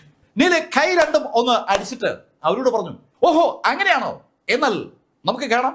എന്നെ റെസ്ട്രിക്ട് ചെയ്യാൻ നിങ്ങൾക്ക് കഴിയുമെങ്കിൽ നിങ്ങളങ്ങ് ചെയ്. അങ്ങനെ നീല് പറഞ്ഞതും ബൈലിക്സൺ ഉറക്കെ പറഞ്ഞു, നീലിനെ റെസ്ട്രിക്ട് ചെയ്ത് കളയാമെന്ന് നിങ്ങൾ ആരെങ്കിലും ധരിക്കുന്നുണ്ടെങ്കിൽ അതിന് വെച്ച വെള്ളം അങ്ങ് വാങ്ങി വെച്ചരെ. ബൈലിക്സൺ അങ്ങനെ പറഞ്ഞിട്ട് ഉറക്കെ അവിടെ ഇരിക്കുന്ന ആ 2 പേരോടായി പറഞ്ഞു, നോക്ക്, നിങ്ങളുടെ താല്പര്യങ്ങൾ എന്താണെന്ന് എനിക്ക് നന്നായി അറിയാം. ആ താല്പര്യങ്ങളുമായി നിങ്ങൾ നീലിനെതിരെ തിരിഞ്ഞാൽ ഫലം നല്ലതായിരിക്കില്ല. പക്ഷെ ബൈലിക്സന്റെ വാക്കുകൾക്ക് വില കൊടുക്കാൻ മടിച്ച് നീലിനോട് സംസാരിച്ച വ്യക്തി ഉറക്കെ പറഞ്ഞു, അങ്ങനെയാണെങ്കിൽ ഞങ്ങൾക്ക് ഒരു കാര്യം ചെയ്യേണ്ടി വരും. മിസ്റ്റർ നീൽ, നിങ്ങളുടെ അധികാരങ്ങൾ ഞങ്ങൾ എടുത്തു കളയാൻ പോവുകയാണ്. അധികാരങ്ങളോ? നീല് അറിയാതെ ചോദിച്ചു പോവുകയാണ്. അതെ, അധികാരങ്ങൾ. നിങ്ങളിപ്പോ ഡ്രാഗൺ സോളിന്റെ ചീഫ് ഇൻസ്ട്രക്ടർ അല്ലേ? ആ പദവി ഞങ്ങൾ എടുത്തു കളയാൻ പോവുകയാണ്. അത് കേട്ടപ്പോ നീൽ അറിയാതെ ചിരിച്ചു പോവുകയാണ്. നീല് ഈ ചീഫ് ഇൻസ്ട്രക്ടർ എന്ന പദവി ശരിക്കും സീരിയസ് ആയി ഇതുവരെ എടുത്തിട്ടില്ല. നീല് ആകെ ഒരേ ഒരു തവണയാണ് അവരെ പരിശീലിപ്പിക്കാൻ വേണ്ടി പോയിട്ടുള്ളത്. മറ്റൊരു തവണ നീല് ഈ എങ്ങനെ രക്ഷിക്കാൻ വേണ്ടി ആ കപ്പലിൽ ഒരു അറ്റംപ്റ്റ് നടത്തിയിട്ടുണ്ട്. അതിനപ്പുറത്തേക്ക് ആ ടീമിനെ സഹായിക്കാനായി നീല് അധികം കാര്യങ്ങളൊന്നും ചെയ്തിട്ടില്ല. ജിയാങ്മൻ സിറ്റിയിൽ അവരുടെ ക്യാമ്പ് ഓഫീസിൽ നീല് ഇടയ്ക്കൊന്ന് പോയിരുന്നു എന്നുള്ളത് മറ്റൊരു കാര്യം. ഇതല്ലാതെ ഈ ഡ്രാഗൺ സോളിനെ രക്ഷിക്കാനായിട്ട് നീലൊന്നും ചെയ്തായി നീല അറിയില്ല. അതുകൊണ്ട് തന്നെ ഡ്രാഗൺ സോളിന്റെ ചുമതലയിൽ നിന്ന് നീലിനെ മാറ്റുമെന്ന് പറഞ്ഞപ്പോൾ നീല് ചിരിക്കുകയാണ് ചെയ്തു. നീല് ചിരിക്കുന്നുണ്ടതും ആ മനുഷ്യൻ നീലിനോട് പറഞ്ഞു, നീൽഗിരി, നിനക്ക് ഈ സർക്കാർ നൽകിയിട്ടുള്ള ആ 2 മെഡലും ഇപ്പോ തിരിച്ചു വേണം. നീലിനെ ഈ ഡ്രാഗൺ സോളിന്റെ ചീഫ് ഇൻസ്ട്രക്ടർ ആക്കിയ സമയത്ത് നീലിനൊരു പൊസിഷൻ ഹക്സിയ അനുവദിച്ച് നൽകിയിട്ടുണ്ട്. മേജർ ജനറൽ എന്ന പൊസിഷനാണ് അത്. അതുമായി ബന്ധിപ്പിച്ച് ഒരു ബാഡ്ജ് ഉണ്ട്. ആ ആള് പറഞ്ഞത് കേട്ടതും നീലിന്റെ പോക്കറ്റിൽ തപ്പി ആ ബാഡ്ജുകൾ പുറത്തെടുത്ത് ആ മനുഷ്യൻ നേരെ ഒരു ഒറ്റ എറി. എടുത്തോ. നീല് അങ്ങനെ പറഞ്ഞിട്ട് പുറത്തേക്ക് ഇറങ്ങിയതും ബൈലിക്സൺ ചാടി എണീറ്റു. ഇത് അനീതിയാണ്. നിങ്ങൾക്കറിയില്ല നിങ്ങൾ എന്താ ചെയ്യുന്നതെന്ന്. 2 കൈയും അവർക്ക് നേരെ വിരൽ ചൂണ്ടിക്കൊണ്ട് ബൈലിക്സൺ അങ്ങനെ പറയുമ്പോൾ ശരിക്കും ബൈലിക്സൺ ജ്വലിക്കുകയാണ്. അയാൾക്കറിയാം അന്ന് ആ ഡ്രാഗൺ വൈൻ സംരക്ഷിക്കാൻ വേണ്ടി നീല് നടത്തിയ ആ ദൗത്യത്തിന്റെ ഒരു രൂക്ഷത. അന്ന് നീൽഗിരി എന്താണെന്നും അയാൾ കണ്ടതാണ്. ആ നീൽഗിരിയെ ഇവന്മാര് മണ്ടന്മാർ പിണക്കി വിടുകയാണ്. അതുകൊണ്ട് ബൈലിക്സൺ ശരിക്കും പൊട്ടിത്തെറിക്കുന്നത്. ആ സമയത്ത് തികച്ചും അപ്രതീക്ഷിതമായി താഴെ ആ ഓഡിയൻസിനിടയിൽ നിന്ന് ഒരാൾ ചാടി എണീറ്റു. അത് സാക്ഷാൽ ലീ ഷുവാനാണ്. ലീ ഷുവാൻ ഉറക്കെ ആ സ്റ്റേജിലിരിക്കുന്ന ആളുകൾ നോക്കി പറഞ്ഞു, ഞാൻ ലീ ഷുവാൻ ഈ നിമിഷത്തിൽ ഡ്രാഗൺ സോളിലെ എന്റെ എല്ലാ അധികാരങ്ങളിൽ നിന്നും വിടവാങ്ങുകയാണ്. ഇനി ഞാൻ ഡ്രാഗൺ സോളിലില്ല. ലീ ഷുവാന്റെ ആ വാക്കുകൾക്ക് ആ ഹാളിനകത്ത് വല്ലാത്തൊരു പ്രതിഫലനം ഉണ്ടാക്കാൻ പറ്റി. ശരിക്കും ആ സ്റ്റേജിലിരിക്കുന്ന ആളുകൾ നടുങ്ങിപ്പോകുന്ന ഒരു വാചകമാണ് ലീ ഷുവാൻ പറഞ്ഞത്. ഡ്രാഗൺ സോൾ യഥാർത്ഥത്തിൽ ലീ ഷുവാന്റെ കയ്യിലാണ്. അതിന്റെ നടത്തിപ്പ് ലീ ഷുവാന്റെ സ്വന്തം ഉത്തരവാദിത്വമാണ്. ലീ ഷുവാൻ തിരഞ്ഞെടുത്തിരിക്കുന്ന യോദ്ധാക്കളുടെ ഒരു ടീമാണ് ആ സംഘടനയിലുള്ളത്. അവര് ഈ ഹക്സിയുടെ രഹസ്യ അന്വേഷണ സംവിധാനങ്ങളിലെ കമാൻഡോസ് ആണെന്ന് പറയാം. ആ കമാൻഡോസിന്റെ തലവനാണ് ഇത് പൊസിഷൻ രാജിവെക്കുന്നത്. അത് കേട്ടതും നീലിനോട് ഉടക്കിയ വ്യക്തി ഉറക്ക ചോദിച്ചു, ഏയ് ലീ ഷുവാൻ, നിങ്ങൾ എന്തായി കാണിക്കുന്നത്? ഇതിന്റെ അനന്തര ഫലങ്ങളെ കുറിച്ച് നിങ്ങൾക്ക് അറിയൂ? അതിന് മറുപടിയായി ലീ ഷുവാൻ അയാളോട് പറഞ്ഞു, നീൽഗ്രി ഇല്ലാത്ത ഡ്രാഗൺ സോളിൽ ഞാൻ ഇനി ഉണ്ടാവില്ല. നിങ്ങൾക്ക് നല്ലതും ചീത്തയും തിരിച്ചറിയാനുള്ള ബോധമില്ല എന്നതുകൊണ്ട് തന്നെ നിങ്ങളോട് ഈ വിഷയത്തിൽ സംസാരിക്കാനും ഞാൻ ആഗ്രഹിക്കുന്നില്ല. ലീ ഷുവാൻ അത് പറഞ്ഞതും ഈയങ് കൂടെ എണീറ്റു. ഞാനും ഡ്രാഗൺ സോൾ വിടുന്നു. ഈയങ്ങിന്റെ ആ ഡയലോഗ് കേട്ടതും അവിടെ ആ ഹാളിനകത്തുണ്ടായിരുന്ന 100 കണക്കിന് ഡ്രാഗൺ സോൾ അംഗങ്ങൾ ചാടി എണീറ്റു. അവരും ഉറക്കെ പറഞ്ഞു, ഞാൻ ഡ്രാഗൺ സോൾ വിടുന്നു, ഞാൻ ഡ്രാഗൺ സോൾ വിടുന്നു എന്ന് 100 കണക്കിന് ആളുകൾ പറഞ്ഞതും ശരിക്കും ആ എൻ്റെ ഹാളും ഒരു വല്ലാത്ത തരംഗത്തിൽ ഇങ്ങനെ വിറച്ചു തുടങ്ങി. ഞാൻ ഡ്രാഗൺ സോൾ വിടുന്നു, ഞാൻ ഡ്രാഗൺ സോൾ വിടുന്നു എന്ന് അവർ ഓരോരുത്തരും പറയുമ്പോൾ അവർ ശരിക്കും മുന്നോട്ട് നടന്നു കഴിഞ്ഞു. സ്റ്റേജിൽ നിന്ന് താഴേക്ക് നടന്നു വരുന്ന നീലിനെ അവരെല്ലാവരും കൂടി വളഞ്ഞു നിൽക്കുകയാണ്. ഈ കാഴ്ച സ്റ്റേജിൽ ഇരിക്കുന്ന ആ ആളുകളെ തെല്ലെന്നുമല്ല ഞെട്ടിച്ചത്. ഈ സമയത്ത് രണ്ടുപേരുടെ മുഖത്ത് ഒരു പുഞ്ചിരി വിരിയുന്നുണ്ട്. അതിലൊരാള് സാക്ഷാൽ ബൈ ലിക്സൺ ആണ്. മറ്റേയാള് നീലിനെ ബന്ധപ്പെടുന്ന ആ പ്രായമുള്ള മനുഷ്യനാണ്. ശരിക്കും ഈ യോഗത്തിന്റെ അധ്യക്ഷൻ അദ്ദേഹമാണ്. അദ്ദേഹം ചിരിച്ചുകൊണ്ട് കൂടുള്ളവരോട് പറഞ്ഞു, നോക്ക്, നീൽഗ്രി ഡ്രാഗൺ സോളിലെ ആളുകൾക്ക് എത്രത്തോളം പ്രാധാന്യമാണെന്ന് നിങ്ങൾക്ക് മനസ്സിലായി എന്നാണ് എൻ്റെ വിശ്വാസം. നമുക്ക് ഈ വിഷയങ്ങൾ തൽക്കാലം മാറ്റിവെക്കാം. ആ പ്രായമുള്ള മനുഷ്യൻ അങ്ങനെ പറഞ്ഞു കഴിഞ്ഞതും പിന്നെ ആ മീറ്റിങ്ങിൽ പ്രസക്തിയില്ല എന്നത് വ്യക്തമായി. നീല് തന്നെ വളഞ്ഞു നിൽക്കുന്ന ലീ ഷുവാനോടും ഈയങ്ങിനോടും ബാക്കിയുള്ള ആളുകളോടായി പറഞ്ഞു, നോക്ക്, നിങ്ങൾ ഈ കാണിക്കുന്നത് ശരിയല്ല. ഞാൻ പോയാലും ഡ്രാഗൺ സോള് നിലനിൽക്കണം. അതിന് നിങ്ങളെല്ലാവരും ഉണ്ടാകണം. അതിന് മറുപടിയായി ആ കൂട്ടത്തിലെ സോൾജേഴ്സ് നീലിനോട് പറഞ്ഞു, ചീഫ് ട്രെയിനർ, അങ്ങനെ പറയരുത്. അങ്ങാണ് ശരിക്കും ഞങ്ങളുടെയൊക്കെ ജീവൻ പലപ്പോഴും രക്ഷിച്ചിട്ടുള്ളത്. ഞാനോ എന്ന് നീല് ചോദിച്ചപ്പോൾ ഈയങ്ങാണ് അതിന് മറുപടി പറഞ്ഞത്. മിസ്റ്റർ ഗ്രീ നൽകിയ മരുന്നുകൾ, മിസ്റ്റർ ഗ്രീ ഞങ്ങളെ പഠിപ്പിച്ച ടെക്നിക്ക്, ഇത് രണ്ടുമാണ് ശരിക്കും ഞങ്ങളുടെ ജീവൻ പല സ്ഥലത്തും രക്ഷിച്ചത്. നീല് അവർക്ക് ഒരുപാട് ഗുളികകൾ കൊടുക്കുമായിരുന്നു. നീല് തന്നെ ഉണ്ടാക്കുന്ന പിൽസ് ആയതുകൊണ്ട് നീലത് അവർക്ക് കൊടുത്തതാണ്. പക്ഷെ അത് വേറെ സ്ഥലങ്ങളിൽ വാങ്ങാൻ കിട്ടാത്ത മരുന്നുകളാണ്. ഒരാളുടെ മാർഷൽ ആർട്സ് കപ്പാസിറ്റി ഒരുപാട് ഉയർത്താൻ ആ പിൽസുകൾ സഹായിക്കും. ഉപയോഗിച്ച ആളുകൾക്ക് ശരിക്കും നീല് അവരുടെ ജീവന്റെ പാർട്ടാണ്. അവര് പല കാര്യങ്ങളും പറഞ്ഞെങ്കിലും നീല് ഒരു പരുവത്തിൽ ലീ ഷുവാനെയും ഈയങ്ങിനെയും ബാക്കിയുള്ളവരെയും പറഞ്ഞ് സമ്മതിപ്പിച്ചു. എന്തെങ്കിലും ആവശ്യമുണ്ടെങ്കിൽ നീൽ അവരോട് സഹകരിക്കാമെന്ന് നീൽ അവർക്ക് വാക്ക് കൊടുത്തതിന്റെ അടിസ്ഥാനത്തിലാണ് അവസാനം അവര് നീലിനെ അവിടുന്ന് പോകാൻ സമ്മതിച്ചത്. നീല് യൂണിവേഴ്സിറ്റിയിൽ എത്തുമ്പോഴേക്കും ബാബു ഷൈന്റെ കോള് നീലിന് വന്നു കഴിഞ്ഞു. പ്ലെയിന് റെഡിയാണ്. നീല് വേഗം അപ്പാർട്ട്മെന്റിലേക്ക് കയറി റെഡിയായി അവിടുന്ന് ഇറങ്ങുമ്പോൾ വിയങ്ങിന്റെ അപ്പാർട്ട്മെന്റിന്റെ വാതിൽ തുറക്കുന്ന ശബ്ദം കേട്ടു. നീല് നോക്കുമ്പോൾ യാത്രയ്ക്കുള്ള ഒരുക്കവുമായി സാക്ഷാൽ വിയങ്ങും അവിടെ നിൽക്കുകയാണ്. വിയങ്ങിനെ കണ്ടത് നീല് ചോദിച്ചു, അല്ല വിയങ്, നീ ഇങ്ങോട്ടാ പോകുന്നത്? നീൽ, ഞാനും നീലിനൊപ്പം വരികയാണ്. വളരെ കൂളായിട്ടാണ് അവളുടെ മറുപടി. നീലിന് അവളെ കൂടെ കൊണ്ടുപോകാനുള്ള ബുദ്ധിമുട്ടറിയാം, പക്ഷേ കൊണ്ടുപോകാതിരിക്കാനും പറ്റാത്ത ഒരു സാഹചര്യമാണ്. ആ സാഹചര്യം അവളുടെ കഴുത്തിലുള്ള ആ മുത്തുകളാണ്. അവൾ അണിഞ്ഞിരിക്കുന്ന ആ മുത്തുകളുടെ ശക്തി വൻതോതിൽ കുറഞ്ഞുകൊണ്ടിരിക്കുകയാണ്. നീലില്ലാത്ത സമയത്ത് ആ മുത്തുകളുടെ ശക്തി പൂർണ്ണമായും അവളുടെ കഴുത്തിൽ നിന്ന് നഷ്ടമായാൽ അവൾ ചിലപ്പോൾ കൊല്ലപ്പെട്ടേക്കാം. അങ്ങനെ തോന്നിയതും നീല് വിയങ്ങിനെ കൂടി നീലിനൊപ്പം കൂട്ടി. വിയങ്ങുമായി നീല് പുറത്തെത്തുമ്പോൾ പുറത്ത് സാക്ഷാൽ ബാബു ഷൈൻ കാത്തു നിൽപ്പുണ്ട്. അവർ 3 പേരും ബാബു ഷൈൻ അറേഞ്ച് ചെയ്തിരിക്കുന്ന ആ കാറിൽ എയർപോർട്ടിലെത്തി. പ്ലെയിനിലാണ് തങ്ങൾ യാത്ര ചെയ്യാൻ പോകുന്നുള്ള കാര്യം വിയങ്ങിന് ഇപ്പോൾ അറിയാം. അവള് പ്ലെയിനിൽ അധികം യാത്ര ചെയ്ത് പരിചയമുള്ള ആളല്ല. പക്ഷെ അവിടെ എത്തി അവള് ഞെട്ടിയത് പ്ലെയിനകത്തേക്ക് അവൾ കടന്നപ്പോഴാണ്. അതൊരു ചാർട്ടേഡ് വിമാനമാണ്, ചെറിയ വിമാനമാണ്. അതിലെ യാത്രക്കാർ നീലും ബാബു ഷൈനും പിന്നെ അവളും മാത്രമാണ്. ശരിക്കും ആ വിമാനത്തിനകത്തേക്ക് കടന്ന് വിയങ്ങിന്റെ കിളി പോയതുപോലെയായി. നീല് അവൾ പഠിപ്പിക്കുന്ന അതേ കോളേജിലെ പ്രൊഫസറാണ്, അക്കാര്യം അവൾക്കറിയാം. അതല്ലാതെ നീലിന്റെ മറ്റ് ബാക്ക്ഗ്രൗണ്ടുകളൊന്നും ശരിക്കും വിയങ്ങിന് അറിയില്ല എന്നാണ് സത്യം. നീൽ എന്തൊക്കെയോ പരിപാടി ഉണ്ടെന്ന് അവൾ കേട്ടിട്ടുണ്ട്. ഹെവൻലി ജസ്റ്റിസ് ഗ്രൂപ്പിന്റെ ഉടമയാണ് നീൽ എന്നുള്ള കാര്യം ഇതുവരെയും വിയങ്ങിന്റെ ശ്രദ്ധയിൽപ്പെടാത്ത കാര്യമാണ്. അതുകൊണ്ട് തന്നെ ഒരു വിമാനമൊക്കെ ചാർട്ട് ചെയ്ത് നീൽ പോകുന്നെന്ന് കണ്ടപ്പോ അവള് ഞെട്ടലോടുകൂടി അമ്പരപ്പോടുകൂടി വാ തുറന്ന് നീലിന് നോക്കുമ്പോ നീൽ അവളോട് പറഞ്ഞു, വിയങ് എന്തുപറ്റി? അല്ല, ഈ വിമാനം നമുക്ക് സൗകര്യപ്രദമായി പോകാൻ ഒരു വിമാനം അങ്ങ് ചാർട്ടർ ചെയ്തു, അതൊരു വലിയ കാര്യമാണ്. വളരെ കൂളായിട്ട് നീൽ അങ്ങനെ പറഞ്ഞപ്പോ പിന്നീട് വിയങ് അതിനെക്കുറിച്ച് കൂടുതലൊന്നും ചോദിച്ചില്ല.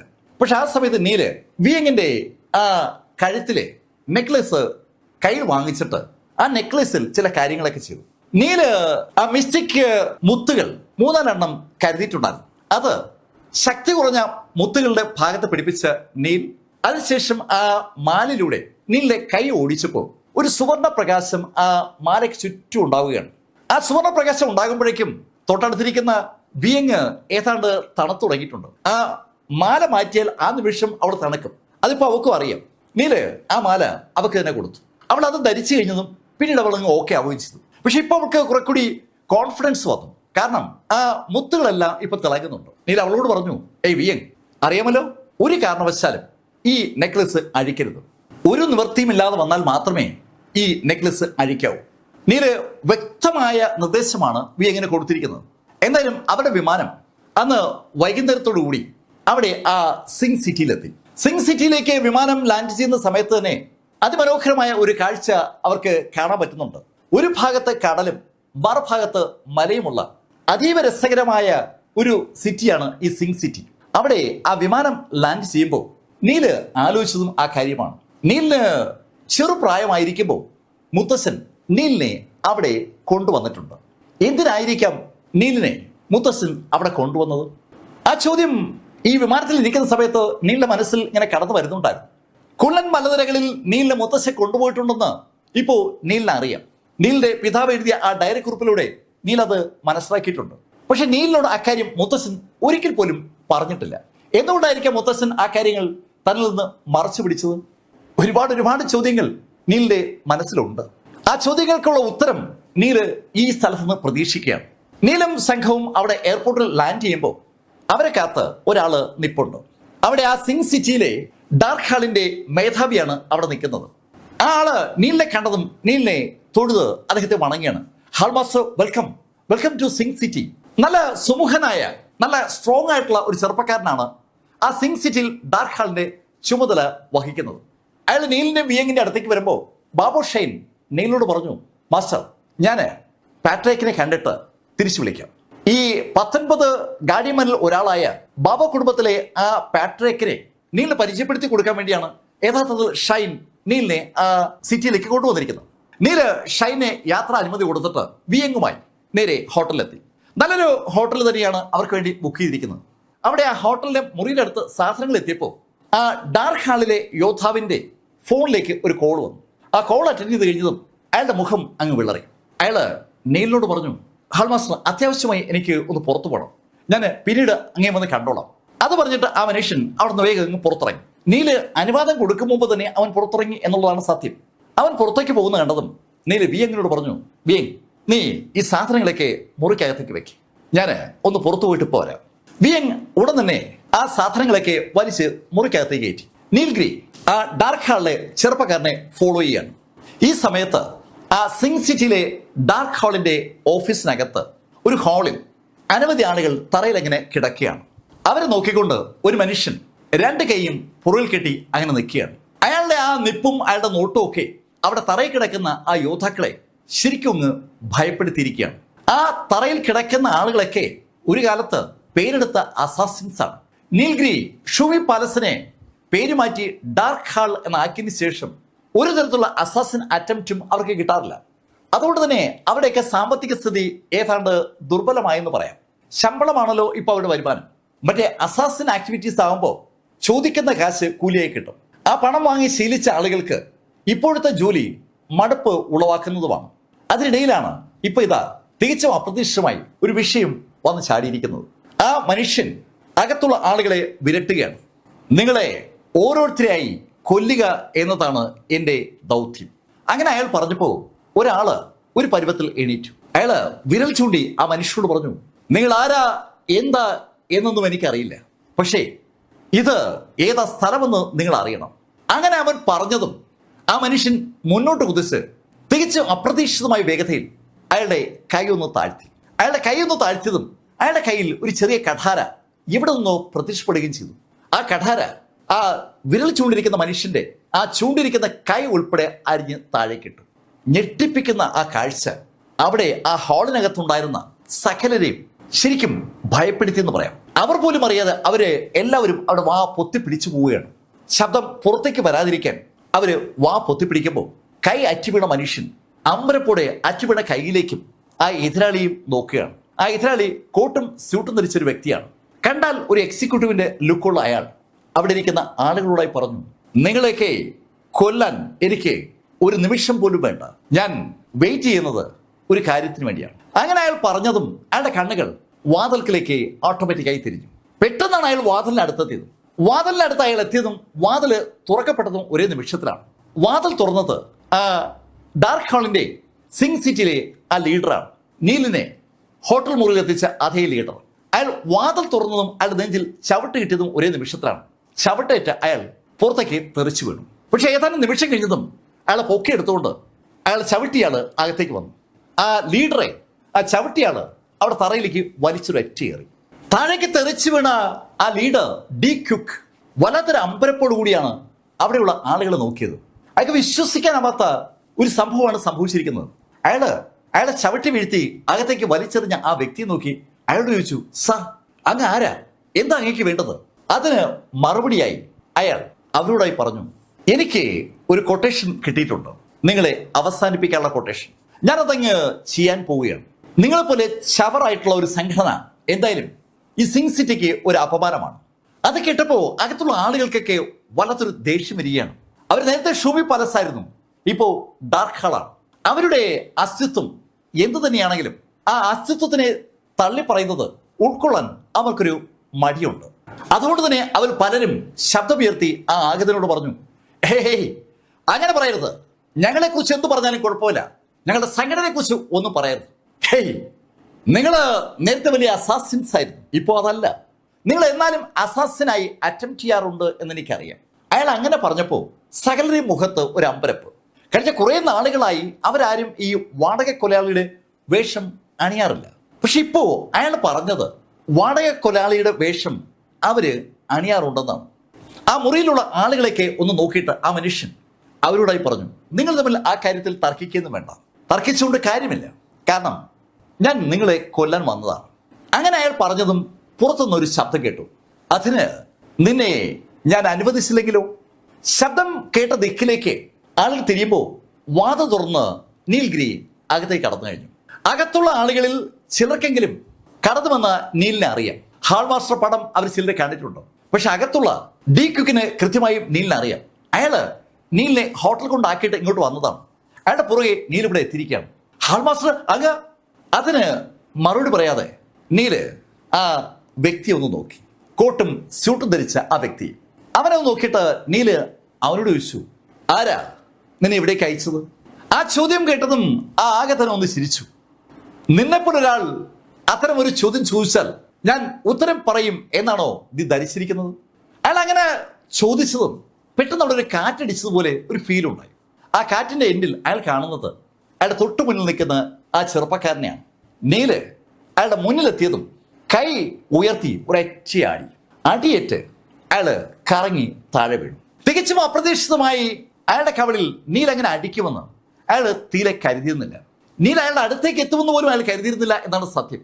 താഴെ വീണ അയാളെ കോളർ തൂക്കി നീല് പൊക്കിയെടുത്തു. അതിനുശേഷം ഒരു കൈ കൊണ്ട് അയാളെ കഴുത്തി പിടിച്ച് അയാളെ നീലങ്ങ് പൊക്കി. അവിടെ കിടക്കുന്ന ഏകദേശം ഒരു ഡസനോളം ആളുകളെ വരച്ച വരയിൽ നിർത്തിയിരുന്ന ആ യോദ്ധാവാണ് ഇപ്പോ ഹാൾ മാസ്റ്റർ നീൽഗിരിയുടെ ആ ഒറ്റക്കയിൽ അങ്ങനെ തൂങ്ങി നിൽക്കുന്നത്. നീല് അയാളോട് ഒരു സിമ്പിൾ ചോദ്യമാണ് ചോദിച്ചത്. നിന്നെ ഇവിടേക്ക് ആരാണ് അയച്ചത്? നീൽ അവനെ അങ്ങനെ പൊക്കി പിടിച്ചപ്പോ അവൻ ആദ്യം ഒന്ന് ഭയന്നെങ്കിലും പിന്നെ ധൈര്യം സംഭരിച്ച് അവൻ നീലിനോട് പറഞ്ഞു, എന്നെ അയച്ചത് ലീ കുടുംബമാണ്, എന്നെ തൊട്ടാൽ നീ വിവരം അറിയും. അങ്ങനെ അവൻ പറഞ്ഞതും നീലിന്റെ ഇടത് കൈ ഒന്ന് ചലിച്ചതും ഒരേ നിമിഷത്തിലാണ് കീറുന്ന ശബ്ദത്തോടുകൂടി ആ മനുഷ്യന്റെ കഴുത്ത് പൊട്ടി അയാൾ താഴേക്ക് വീണു. നീല് അവിടെയുള്ള ഒരു കർച്ചീഫ് എടുത്ത് തന്റെ കൈ അങ്ങ് തുടച്ച് വൃത്തിയാക്കി. ശരിക്കും വൃത്തിയില്ലാത്ത എന്തോ ഒന്നില് തൊട്ടതിന്റെ എൻഡിൽ കൈ വൃത്തിയാക്കുന്ന ഒരു മുഖഭാവമാണ് നീലിന് ആ സമയത്തുള്ളത്. ഇപ്പോ അകത്തുള്ള ആ ഡാർക്ക് ഹാളിലെ സകലരും വല്ലാത്തൊരു ഭാവത്തോടെയാണ് നീലിനെ നോക്കുന്നത്. ആ തറയിൽ വീണ് കിടക്കുന്ന ആള് ശക്തരിൽ ശക്തരാണെന്നുള്ള കാര്യം അവർക്കറിയാം. പക്ഷെ അയാളെ ശരിക്കും ഒരു ചെറിയ പുൽക്കുടി പിഴുത് കളയും പോലെ നീല് പുഴുത് കളഞ്ഞിരിക്കുകയാണ്. അവരുടെ ഹാൾ മാസ്റ്റർ അവരുടെ സങ്കല്പങ്ങൾക്കും അപ്പുറത്തോ ശക്തിയുള്ള ഒരാളാണെന്ന് അപ്പോഴാണ് അവർക്ക് മനസ്സിലായത്. പെട്ടെന്ന് അവരെല്ലാം ഒന്നിച്ച് നീലിന് മുന്നിൽ മുട്ടുകുത്തി ഹാൾ മാസ്റ്റർ എന്ന് വിളിച്ചതും നീല് ഒരു കസേര എടുത്തിട്ട് അവരുടെ മുന്നിലിരുന്നിട്ട് അവരോട് എണീക്കാൻ പറഞ്ഞു. അവരെല്ലാം എണീറ്റതും നീല് അവരോട് കസേരകൾ എടുത്തിട്ട് ഇരിക്കാൻ പറഞ്ഞു. ശരിക്കും ഒരു സൗഹൃദ മൈൻഡ് സെറ്റിലേക്ക് നീല് കടക്കുകയാണ്. അവിടെ എല്ലാവരും ഇരുന്ന് കഴിഞ്ഞതും നീല് ഡി ക്യുക്കിനോട് പറഞ്ഞു, ഡി ക്യുക്ക്, നമുക്ക് ഈ സ്ഥലം വിടാം. കുറെ കൂടി സൗകര്യപ്രദമായ ഒരു സ്ഥലം നമുക്ക് എടുക്കണം. ഈ സിംഗ് സിറ്റിയിൽ ഡാർക്ക് ഹാൾ എന്ന് കേട്ടാൽ സകലരും അറിയണം. തിന്മയിലൂടെയല്ല, നന്മയിലൂടെ. അതിന് ഈ ഓഫീസ് പോരാ. അങ്ങനെ പറഞ്ഞ നീലിന്റെ പേഴ്സിൽ നിന്ന് ഒരു കാർഡ് എടുത്ത് ആ കാർഡ് ഡി ക്യുക്കിന്റെ കയ്യിലേക്ക് കൊടുത്തു. ഒരു പ്രീ ചാർജ്ഡ് ബാങ്ക് കാർഡാണ് നീല് കൊടുത്തത്. ആ കാർഡിൽ കുറേയേറെ പണമുണ്ട്. അതിന്റെ പിൻ നമ്പറും ഡി ക്യുക്കിന് പറഞ്ഞു കൊടുത്ത നീല് ഡി ക്യുക്കിനോട് പറഞ്ഞു, നമ്മുടെ കെട്ടിടം എടുക്കാനും അടുത്ത ഒരു വർഷത്തേക്കുള്ള നിങ്ങളുടെ ശമ്പളത്തിനുള്ള പണം അതിനകത്തുണ്ട്. അത് കേട്ട എന്റെ ടീം അന്തം വിട്ട് നീലിൽ നോക്കുമ്പോൾ ഡി ക്യുക്ക് പറഞ്ഞു, ഹാൾ മാസ്റ്റർ അത് വേണ്ട, നമ്മുടെ ഓഫീസിൽ ആവശ്യത്തിന് ഫണ്ടുണ്ട്. ഏയ് ഡി ക്യുക്ക്, എനിക്കറിയാം നിങ്ങളുടെയൊക്കെ ഫണ്ടിൽ കുറവുകൾ വന്നിട്ടുണ്ടെന്ന്. നിങ്ങൾ ചെയ്തുകൊണ്ടിരുന്ന കൃത്യത്തിൽ നിന്ന് നിങ്ങളെ പിൻവലിച്ചത് കൊണ്ടാണ് അത് സംഭവിച്ചതെന്നും എനിക്കറിയാം. നമുക്ക് പതുക്കെ തിരിച്ചു കയറാം. നമ്മള് ആളുകളെ കൊന്നല്ല ആളുകളുടെ മനസ്സിലേക്ക് കയറേണ്ടത്, ആളുകൾക്ക് നന്മകൾ ചെയ്താണ്. അതിനുള്ള സാഹചര്യം നമ്മുടെ കൈവശമുണ്ട്. നീല് അവരോട് അങ്ങനെ സംസാരിച്ച് അവർക്ക് ആവശ്യമായ കുറെ ടിപ്പൊക്കെ പറഞ്ഞു കൊടുത്ത് ഡി ക്യുക്കിനും അവിടെ കൂടുതൽ പരിക്ക് പറ്റിയ ആൾക്കാർക്കൊക്കെ ആവശ്യമായ പിൽസൊക്കെ കൊടുത്തതിന് ശേഷമാണ് അവിടുന്ന് ഹോട്ടലിലേക്ക് മടങ്ങുന്നത്. ഈ സമയത്ത് അവിടെ ആ മലയുടെ മുകളിൽ സാക്ഷാൽ ഫ്രാങ്കോ ലീമാൻ ഒരാളോട് സംസാരിക്കുകയാണ്. ശരിക്കും അയാൾ അപ്പോഴെത്തിയതേ ഉള്ളൂ. ആള് ഫ്രാങ്കോ ലീമാനോ റിപ്പോർട്ട് ചെയ്യാണ്, മാസ്റ്റർ ഇപ്പോഴാ ഞാൻ കാര്യം അറിഞ്ഞത്. എന്ത് കാര്യമോ നീ അറിഞ്ഞത്? മാസ്റ്റർ അത് നീലിനെ കുറിച്ചാണ്. അവൻ സ്ഥലം വിട്ടോ, അവരെ സ്ഥലം വിടാൻ അനുവദിക്കരുത്. അവൻ രാജ്യം വിട്ടാൽ പിന്നെ നമുക്ക് അവനെ കിട്ടത്തില്ല. ഫ്രാങ്കോ ആവേശത്തോടെ അങ്ങനെ പറഞ്ഞതും ആ വ്യക്തി ഫ്രാങ്കോയോട് പറഞ്ഞു, മാസ്റ്റർ സംഭവം അതല്ല, നീല് ഇവിടെ ഈ സിറ്റിയിൽ എത്തിയിട്ടുണ്ട്. ഇവിടെയോ? ഈ സിറ്റിയിലോ? അതെ, നീലിനൊപ്പം ഒരു പെൺകുട്ടിയും ഉണ്ട്. എനിക്ക് മനസ്സിലായി, അവനെ ഒരു വെക്കേഷൻ ആഘോഷിക്കാൻ ആ പെണ്ണുമായി എത്തിയതാണ്. എന്തായാലും ഇത് നമുക്ക് കിട്ടിയിരിക്കുന്ന ഒരു ചാൻസ് ആണ്. നീ ഇപ്പൊ തന്നെ എല്ലാവർക്കും അനൗൺസ്മെന്റ് കൊടുക്കുക. അവനെ അവസാനിപ്പിക്കുന്നത് ആരാണെങ്കിലും അവരെ ഈ സിംഗ് ഡാവോ മൗണ്ടൻ സംരക്ഷിക്കുമെന്ന് അനൗൺസ് ചെയ്യും. സിംഗ് ഡാവോ മൗണ്ടന്റെ സംരക്ഷണം ഒരാൾക്ക് ലഭിക്കുക എന്ന് പറഞ്ഞാൽ അത് അയാൾക്ക് ലഭിക്കാൻ കഴിയുന്ന ഏറ്റവും വലിയ ബഹുമതിയാണ്. അയാൾക്ക് പിന്നെ ഒന്നിനെയും ഭയക്കേണ്ട കാര്യമില്ല. ആ ഒരു അനൗൺസ്മെന്റ് അതിവേഗം ഗ്രൂപ്പുകളിലൂടെയും മറ്റ് സംവിധാനങ്ങളിലൂടെയും പ്രധാന ആളുകളിലേക്ക് എത്തിക്കാനുള്ള നിർദ്ദേശം ആ വ്യക്തിക്ക് കൊടുത്ത ഫ്രാങ്കോ ആലോചിക്കുന്നു ആ കാര്യമാണ്. അവന് അറിയില്ലേ ഞാൻ ഇവിടെയാണ് ഉള്ളതെന്ന്. ഫ്രാങ്കോ ലീമാൻ ഉള്ള സ്ഥലത്തേക്ക് ഇതാ നീല് വന്നിരിക്കുകയാണ്. പുലിമടയിലേക്ക് അവൻ തലയുമായി എത്തിയിരിക്കുകയാണ്. എന്തായാലും ഫ്രാങ്കോ അങ്ങനെ ആലോചിക്കുമ്പോഴേക്കും നീല് ഹോട്ടല് മടങ്ങിയെത്തി. നീല് ഹോട്ടൽ മടങ്ങിയെത്തിയപ്പോ വിയങ് കുളിച്ച് റെഡിയായി കഴിഞ്ഞു. നീലും വേഗം ഫ്രഷായി അവർ രണ്ടും കൂടി ഭക്ഷണം കഴിക്കാനായി പുറത്തിറങ്ങാൻ തുടങ്ങിയ ആ നിമിഷത്തിലാണ് ബാബോ ഷൈന്റെ കോള് വരുന്നത്. മാസ്റ്റർ പാട്രിക് ഇവിടെ അടുത്തുള്ള ഒരു ടീ ഷോപ്പിലുണ്ട്. മാസ്റ്റർ ഇവിടേക്ക് വരികയാണെങ്കിൽ എനിക്ക് മാസ്റ്ററെ ഇൻട്രൊഡ്യൂസ് ചെയ്യാൻ പറ്റും. 9 ഡ്രാഗൺ ടീ ഷോപ്പ് എന്ന പേരുള്ള ഒരു ടീ ഷോപ്പിലാണ് അവരുള്ളതെന്ന് ബാബു ഷൈൻ പറഞ്ഞതും നീലും വിയങ്ങും കൂടി നേരെ ആ 9 ഡ്രാഗൺ ടീ ഷോപ്പിലെത്തി. അപ്പൊ സമയം ഏകദേശം ഒരു 8-9 മണിയാവും. രാത്രിത്തെ ഭക്ഷണത്തിന്റെ ഒപ്പം ഒരു ചായയും കൂടി കുടിക്കാം. ആ ഒരു ധാരണയിലാണ് വിയങ്ങും നീലും കൂടി അവിടെ എത്തിയത്. അവരെത്തുമ്പോൾ അവിടെ ഒരു പ്രൈവറ്റ് റൂമിൽ 2 ആളുകൾ ഇരിപ്പുണ്ട്. പുറത്ത് സാക്ഷാൽ ബാബു ഷൈനുണ്ട്. നീലിനെ കണ്ടതും നീലിനെയും വിയങ്ങിനെയും ബാബു ഷൈൻ അകത്തേക്ക് വിളിപ്പിച്ചു. അകത്തുള്ള ആളുകൾ നീലിനെ കണ്ടതും നീലിനെ നോക്കി ഒന്ന് പുഞ്ചിരിച്ചു. ബാബോ കുടുംബത്തിന്റെ ആ പാട്രിയാർക്ക് ബാബോ പാൽമിൻ നീലിനോട് സംസാരിച്ചു തുടങ്ങിയാണ്. നീൽ, ഞാൻ വിവരങ്ങൾ അറിഞ്ഞു. ഫ്രാങ്കോ നിന്നെ ടാർഗറ്റ് ചെയ്യാണ്. അക്കാര്യത്തിൽ എനിക്ക് വേറെ സംശയമൊന്നുമില്ല. പക്ഷെ എനിക്ക് അറിയേണ്ടത് ഒരു സിമ്പിൾ കാര്യമാണ്. നീൽ, എന്തുകൊണ്ടാണ് ഇങ്ങനെ സംഭവിച്ചത്? സീനിയർ, ആ കാര്യം ഷൈൻ പറഞ്ഞതല്ലേ? അല്ല, ഷൈൻ എന്നോട് പറഞ്ഞു. പക്ഷെ എന്തായാലും എന്റെ ഉള്ളിൽ ആ സംശയം മാറുന്നില്ല. അങ്ങനെ ബാബ പാൽവിൻ പറഞ്ഞതും ബാബ പാൽവിന്റെ അടുത്തിരിക്കുന്ന ഗാർഡിയൻ നീലിനോട് പറഞ്ഞു, നീൽ അത് വിട്ടേക്ക്. ഫ്രാങ്കോ നിന്നെ ടാർഗറ്റ് ചെയ്യുന്നു എന്നുള്ളത് സത്യമാണ്. അതിനയക്ക് അയാളുടേതായ ന്യായങ്ങൾ കാണും. പക്ഷേ എന്റെ ചോദ്യം മറ്റൊന്നാണ്. ഞങ്ങള് നിന്നെ സപ്പോർട്ട് ചെയ്യണമെങ്കിൽ എനിക്കൊരു കാര്യം അറിയണം. നിനക്ക് ഒരു ബാക്ക് സപ്പോർട്ട് ഉണ്ട് എന്നുള്ള കാര്യം ഞങ്ങൾക്കറിയാം. എന്താണ് ആ ബാക്ക് സപ്പോർട്ട്? അതാണ് എനിക്കറിയേണ്ടത്. അത് നീ പറഞ്ഞാൽ ഉറപ്പായും ഞാൻ നിന്നോടൊപ്പം നിൽക്കും. ബാബു പാൽവിൻ അറിയാൻ ആഗ്രഹിച്ച അതേ കാര്യമാണ് മറ്റേ ഗാർഡിയന് ചോദിക്കുന്നത്. നീല് അവരെ നോക്കി ഒന്ന് ചിരിച്ചിട്ട് അവരോടായി പറഞ്ഞു, ശരിക്കും ഞാൻ ഒറ്റയ്ക്കാണ്, എന്നെ സപ്പോർട്ട് ചെയ്യാൻ വേറെ ആരുമില്ല. നീൽ, എനിക്ക് മനസ്സിലാവുന്നുണ്ട് നിന്റെ ഈ വാചകത്തിന്റെ പിന്നിലെ അർത്ഥം.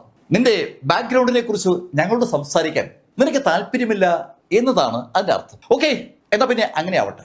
ഞങ്ങള് ഒരു സമരത്തിലേക്ക് ഇറങ്ങുമ്പോൾ കൂടെ നിൽക്കുന്ന ആളിന്റെ ബാക്ക്ഗ്രൗണ്ട് അറിയേണ്ടത് ഞങ്ങളുടെ ആവശ്യമാണ്. ഫ്രാങ്കോയെ ഞങ്ങൾ എതിർക്കുമ്പോൾ നിനക്ക് എത്ര പിന്തുണ ഉണ്ടെന്ന് അറിഞ്ഞില്ലെങ്കിൽ നാളെ ഞങ്ങൾ പെട്ടുപോകും. അതുകൊണ്ടാണ് ഞാൻ ഇത്ര ക്ലിയറായി ചോദിച്ചത്. എന്തായാലും അവരുടെ ആ സംഭാഷണം എങ്ങും എത്താതെ വന്നതും നീലും വിയങ്ങും അവിടെ നിന്ന് ചായ കുടിച്ച് എണീക്കുകയും ചെയ്തു. അവരവിടെ നിന്ന് പുറത്തേക്ക് ഇറങ്ങുമ്പോൾ അവിടെ ടാക്സിക്കാരൻ അവരെ കാത്തിരിപ്പുണ്ട്. ആ ടാക്സിയിൽ അവര് ഹോട്ടലിലേക്ക് മടങ്ങി. ഹോട്ടലിലേക്കുള്ള ആ യാത്ര മുന്നോട്ട് പോകുമ്പോൾ നീല് ആ മിററിലൂടെ ഡ്രൈവർ തന്നെ നോക്കുന്ന കണ്ടു. അത് കണ്ടിട്ട് നീലെ കാണാത്ത പോലെ അങ്ങനെ അല്പനേരം ഇരുന്നു. ഈ സമയത്ത് വിയങ് ഒരു കാര്യം ശ്രദ്ധിച്ചു. ഹോട്ടലിലേക്കുള്ള റോഡിലൂടെ അല്ല ആ വാഹനം പോകുന്നത്. അവളെന്തോ പറയാൻ പോയതും നീല് അവളുടെ കയ്യിലങ്ങ് പിടിച്ചു. നീല് സംഭവം മനസ്സിലാക്കിയെന്ന് അവൾക്ക് മനസ്സിലായതും അവൾ മിണ്ടാതിരുന്നു.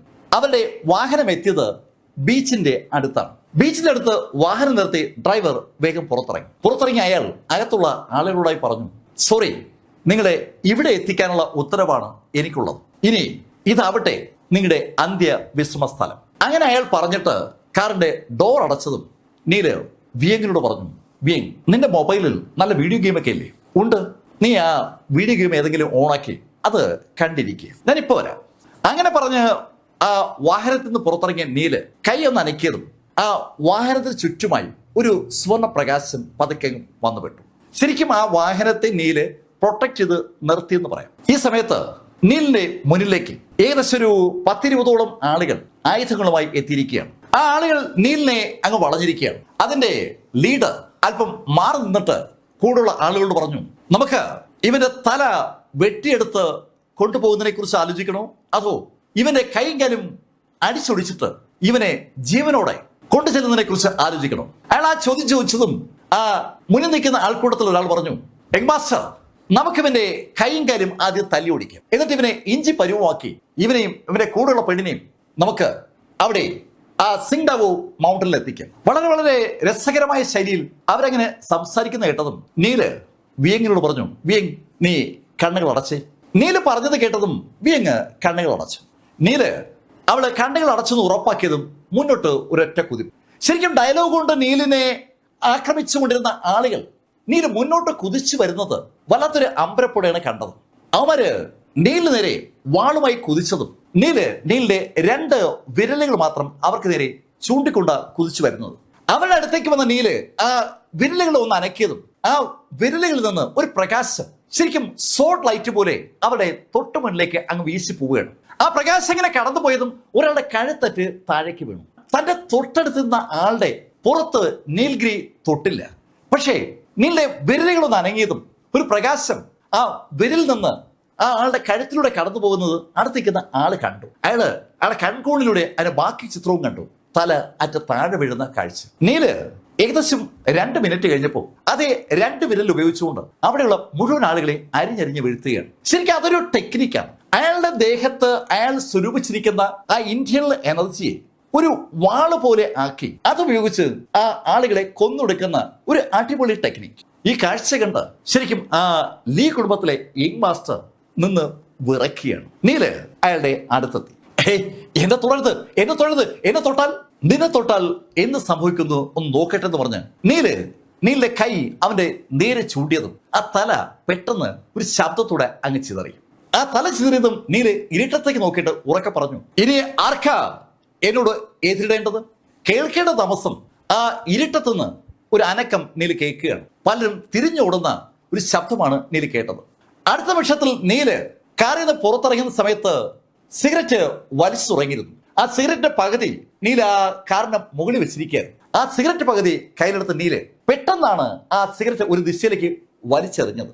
അത് ചെന്ന് വീണ സ്ഥലത്ത് പെട്ടെന്ന് ഒരു ചെറിയ സ്ഫോടനമുണ്ടായി. ആ സ്ഫോടനത്തിന്റെ പ്രകാശത്തിൽ നമുക്ക് ആ കാഴ്ച കാണാം. ആ ഡ്രൈവർ കഷ്ണങ്ങളായി ചിതറുന്ന കാഴ്ച.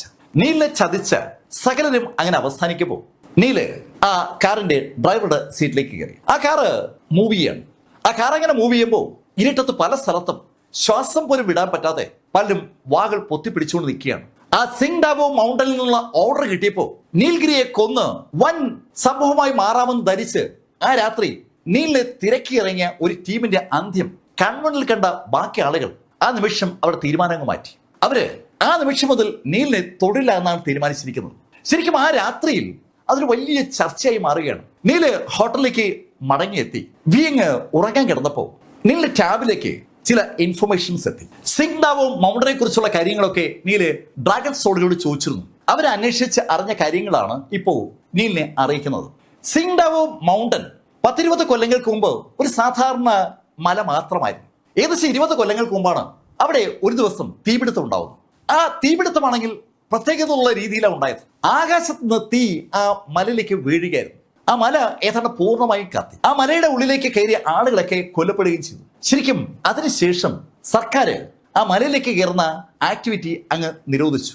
അവർ ചുറ്റും മതിൽ കെട്ടുകയായിരുന്നു. പക്ഷെ ഇപ്പോഴും ആളുകൾക്കറിയാം ആ സിംഗ്ഡാവോ മൗണ്ടനിന്റെ മുകളിൽ എന്തൊക്കെയോ ഉണ്ടെന്ന്. അത് എന്താണെന്ന് ചോദിച്ചാൽ ആർക്കും അറിയില്ല. അത് എന്താണെന്ന് അറിഞ്ഞുകൂടായെങ്കിലും ആ സിംഗ്ഡാവോ മൗണ്ടന്റെ മുകളിൽ നിന്ന് എടുത്തിരിക്കുന്ന ഒരു ഏരിയൽ വിഷ്വൽ ഇപ്പോ നീലിനെ കിട്ടിയിട്ടുണ്ട്. ആ ഏരിയൽ വിഷ്വൽ പതുക്കെ പതുക്കെ സൂം ചെയ്ത് വരുമ്പോൾ ഒരു ഫലകം നീല് കണ്ടു. ആ ഫലകം കണ്ട നീലിന്റെ കണ്ണ് തള്ളിപ്പോവുകയാണ്. നീല് നേരത്തെ അവന്റെ അച്ഛൻ വരച്ച പുസ്തകത്തിൽ കണ്ട അതേ ചിത്രം അവിടെ ഇതാ ആ ഫലക രൂപത്തിൽ കാണുകയാണ്. ആദ്യമായി അത് നീല് കാണുന്നത് ലിങ്ഡൻ ഗ്രീയുടെ അടുത്ത് വെച്ചാണ്. ഇപ്പൊ ഇതാ വീണ്ടും നീല് ഇത് കാണുന്നു. ആ ഫലകത്തിൽ ആകാശമുട്ടെ പൊങ്ങി നിൽക്കുന്ന ഒരു ഡ്രാഗണും ആ ഡ്രാഗന്റെ താഴെ ഒരു മലയുടെ മുകളിൽ കൈകൾ പുറകിൽ കെട്ടി നിൽക്കുന്ന ഒരു ചെറുപ്പക്കാരൻ. ആ ചെറുപ്പക്കാരന് നീലിന്റെ അതേ മുഖസാദൃശ്യമാണ്. അത് കണ്ടതും നീല് ആ ടാബ് അടച്ചിട്ട് ആ ഹോട്ടലിന്റെ മുറിയിൽ നിന്ന് പുറത്തിറങ്ങി നേരെ ടെറസിന്റെ മുകളിലെത്തി. ആ ടെറസിന്റെ മുകളിലെത്തി നീല് അങ്ങ് ദൂരെ കാണുന്ന ആ സിംഗ്ഡാവോ മൗണ്ടനിലേക്ക് അങ്ങനെ നോക്കി നിൽക്കുകയാണ്. തന്റെ മുത്തശ്ശൻ വർഷങ്ങൾക്ക് മുമ്പ് തന്നെ അവിടെ കൊണ്ടുവന്നിട്ടുണ്ടോ? അതിപ്പോ നീലിന് ഉറപ്പാണ്. എന്തോ രഹസ്യം അവിടെ തന്നെ കാത്ത് കിടപ്പുണ്ട്. എന്തായിരിക്കാം ആ രഹസ്യം? നീല് അങ്ങനെ ആലോചിക്കുമ്പോൾ നീല് നിൽക്കുന്ന ആ ബിൽഡിങ്ങിൽ നിന്ന് ഏകദേശം ഒരു 500 മീറ്റർ മാറി അതേ പൊക്കത്തുള്ള മറ്റു ബിൽഡിങ്ങിലെ ടെറസിന്റെ മുകളിൽ ഒരു മനുഷ്യൻ അവിടെയുള്ള വാട്ടർ ടാങ്കിൽ ചാരി അങ്ങനെ നിൽക്കുകയാണ്. അയാളുടെ ഇടുപ്പിൽ ഒരു വൈൻ നിറച്ച കുപ്പി കിടപ്പുണ്ട്. ശരിക്കും അത് പ്രത്യേക രീതിയിലുള്ള വൈൻ കുപ്പിയാണ്. ആ വാട്ടർ ടാങ്കിൽ ചാരി നിൽക്കുന്ന ആള് നീലിനെ നോക്കി അറിയാതെ പറഞ്ഞു പോവുകയാണ്, ഇവൻ ഇവിടം വരെ എത്തിയോ? ഇത് അതിശയമായിരിക്കുകയാണല്ലോ. ഇവന്റെ മുത്തശ്ശൻ ഇവനെ കുറിച്ച് ഒരുപാട് വാതോരാതെ അന്ന് പറഞ്ഞപ്പോ ഞാൻ ഒരിക്കലും ഇവൻ ഇവിടം വരെ എത്തുമെന്ന് ധരിച്ചതേയില്ല. കൊള്ളാം, ഇതെന്തായാലും രസകരമായ ഗെയിം ആകുന്നു. ഈ ഗെയിം കൊള്ളാം. അയാൾ 2-3 തവണ അങ്ങനെ അറിയാതെ പറഞ്ഞു പോവുകയാണ്. അങ്ങനെ പറഞ്ഞിട്ട് അയാൾ പതുക്കെ മുന്നോട്ട് നടന്ന് ആ ടെറസിന്റെ മതിലിന്റെ അടുത്തെത്തി. അവിടെ നിന്നുകൊണ്ട് അയാൾ വീണ്ടും നീലിനെ നോക്കുകയാണ്. ഹേ നീൽഘി, നീ ചരിത്രത്തിന്റെ ഭാഗമാകാൻ ജനിക്കപ്പെട്ടവനാണ്. നീ അകാലത്തിൽ മരിച്ചില്ലെങ്കിൽ അത് ഈ പ്രപഞ്ചത്തിന്റെ ചരിത്രം തന്നെ തിരുത്തി കുറിക്കും. അങ്ങനെ പറഞ്ഞുകൊണ്ട് ആ മനുഷ്യൻ പെട്ടെന്നാണ് ആ ബിൽഡിങ്ങിന്റെ മുകളിൽ നിന്ന് താഴേക്ക് കുതിക്കുന്നത്. ആ ഇരുട്ടത്ത് അയാൾ താഴെ എവിടെയോ അങ്ങ് അപ്രത്യക്ഷമാവുകയാണ്. കഥയുടെ ഈ ഭാഗം ഞാനിവിടെ അവസാനിപ്പിക്കുന്നു. അടുത്ത ഭാഗവുമായി അടുത്ത ദിവസം നമുക്ക് വീണ്ടും കാണാം. ഇതുവരെ നീൽഗിരിയുടെ കഥ നിങ്ങളോട് പറഞ്ഞത് BS ചന്ദ്രമോഹൻ. കമന്റിൽ ചെയ്യുക. Thank you.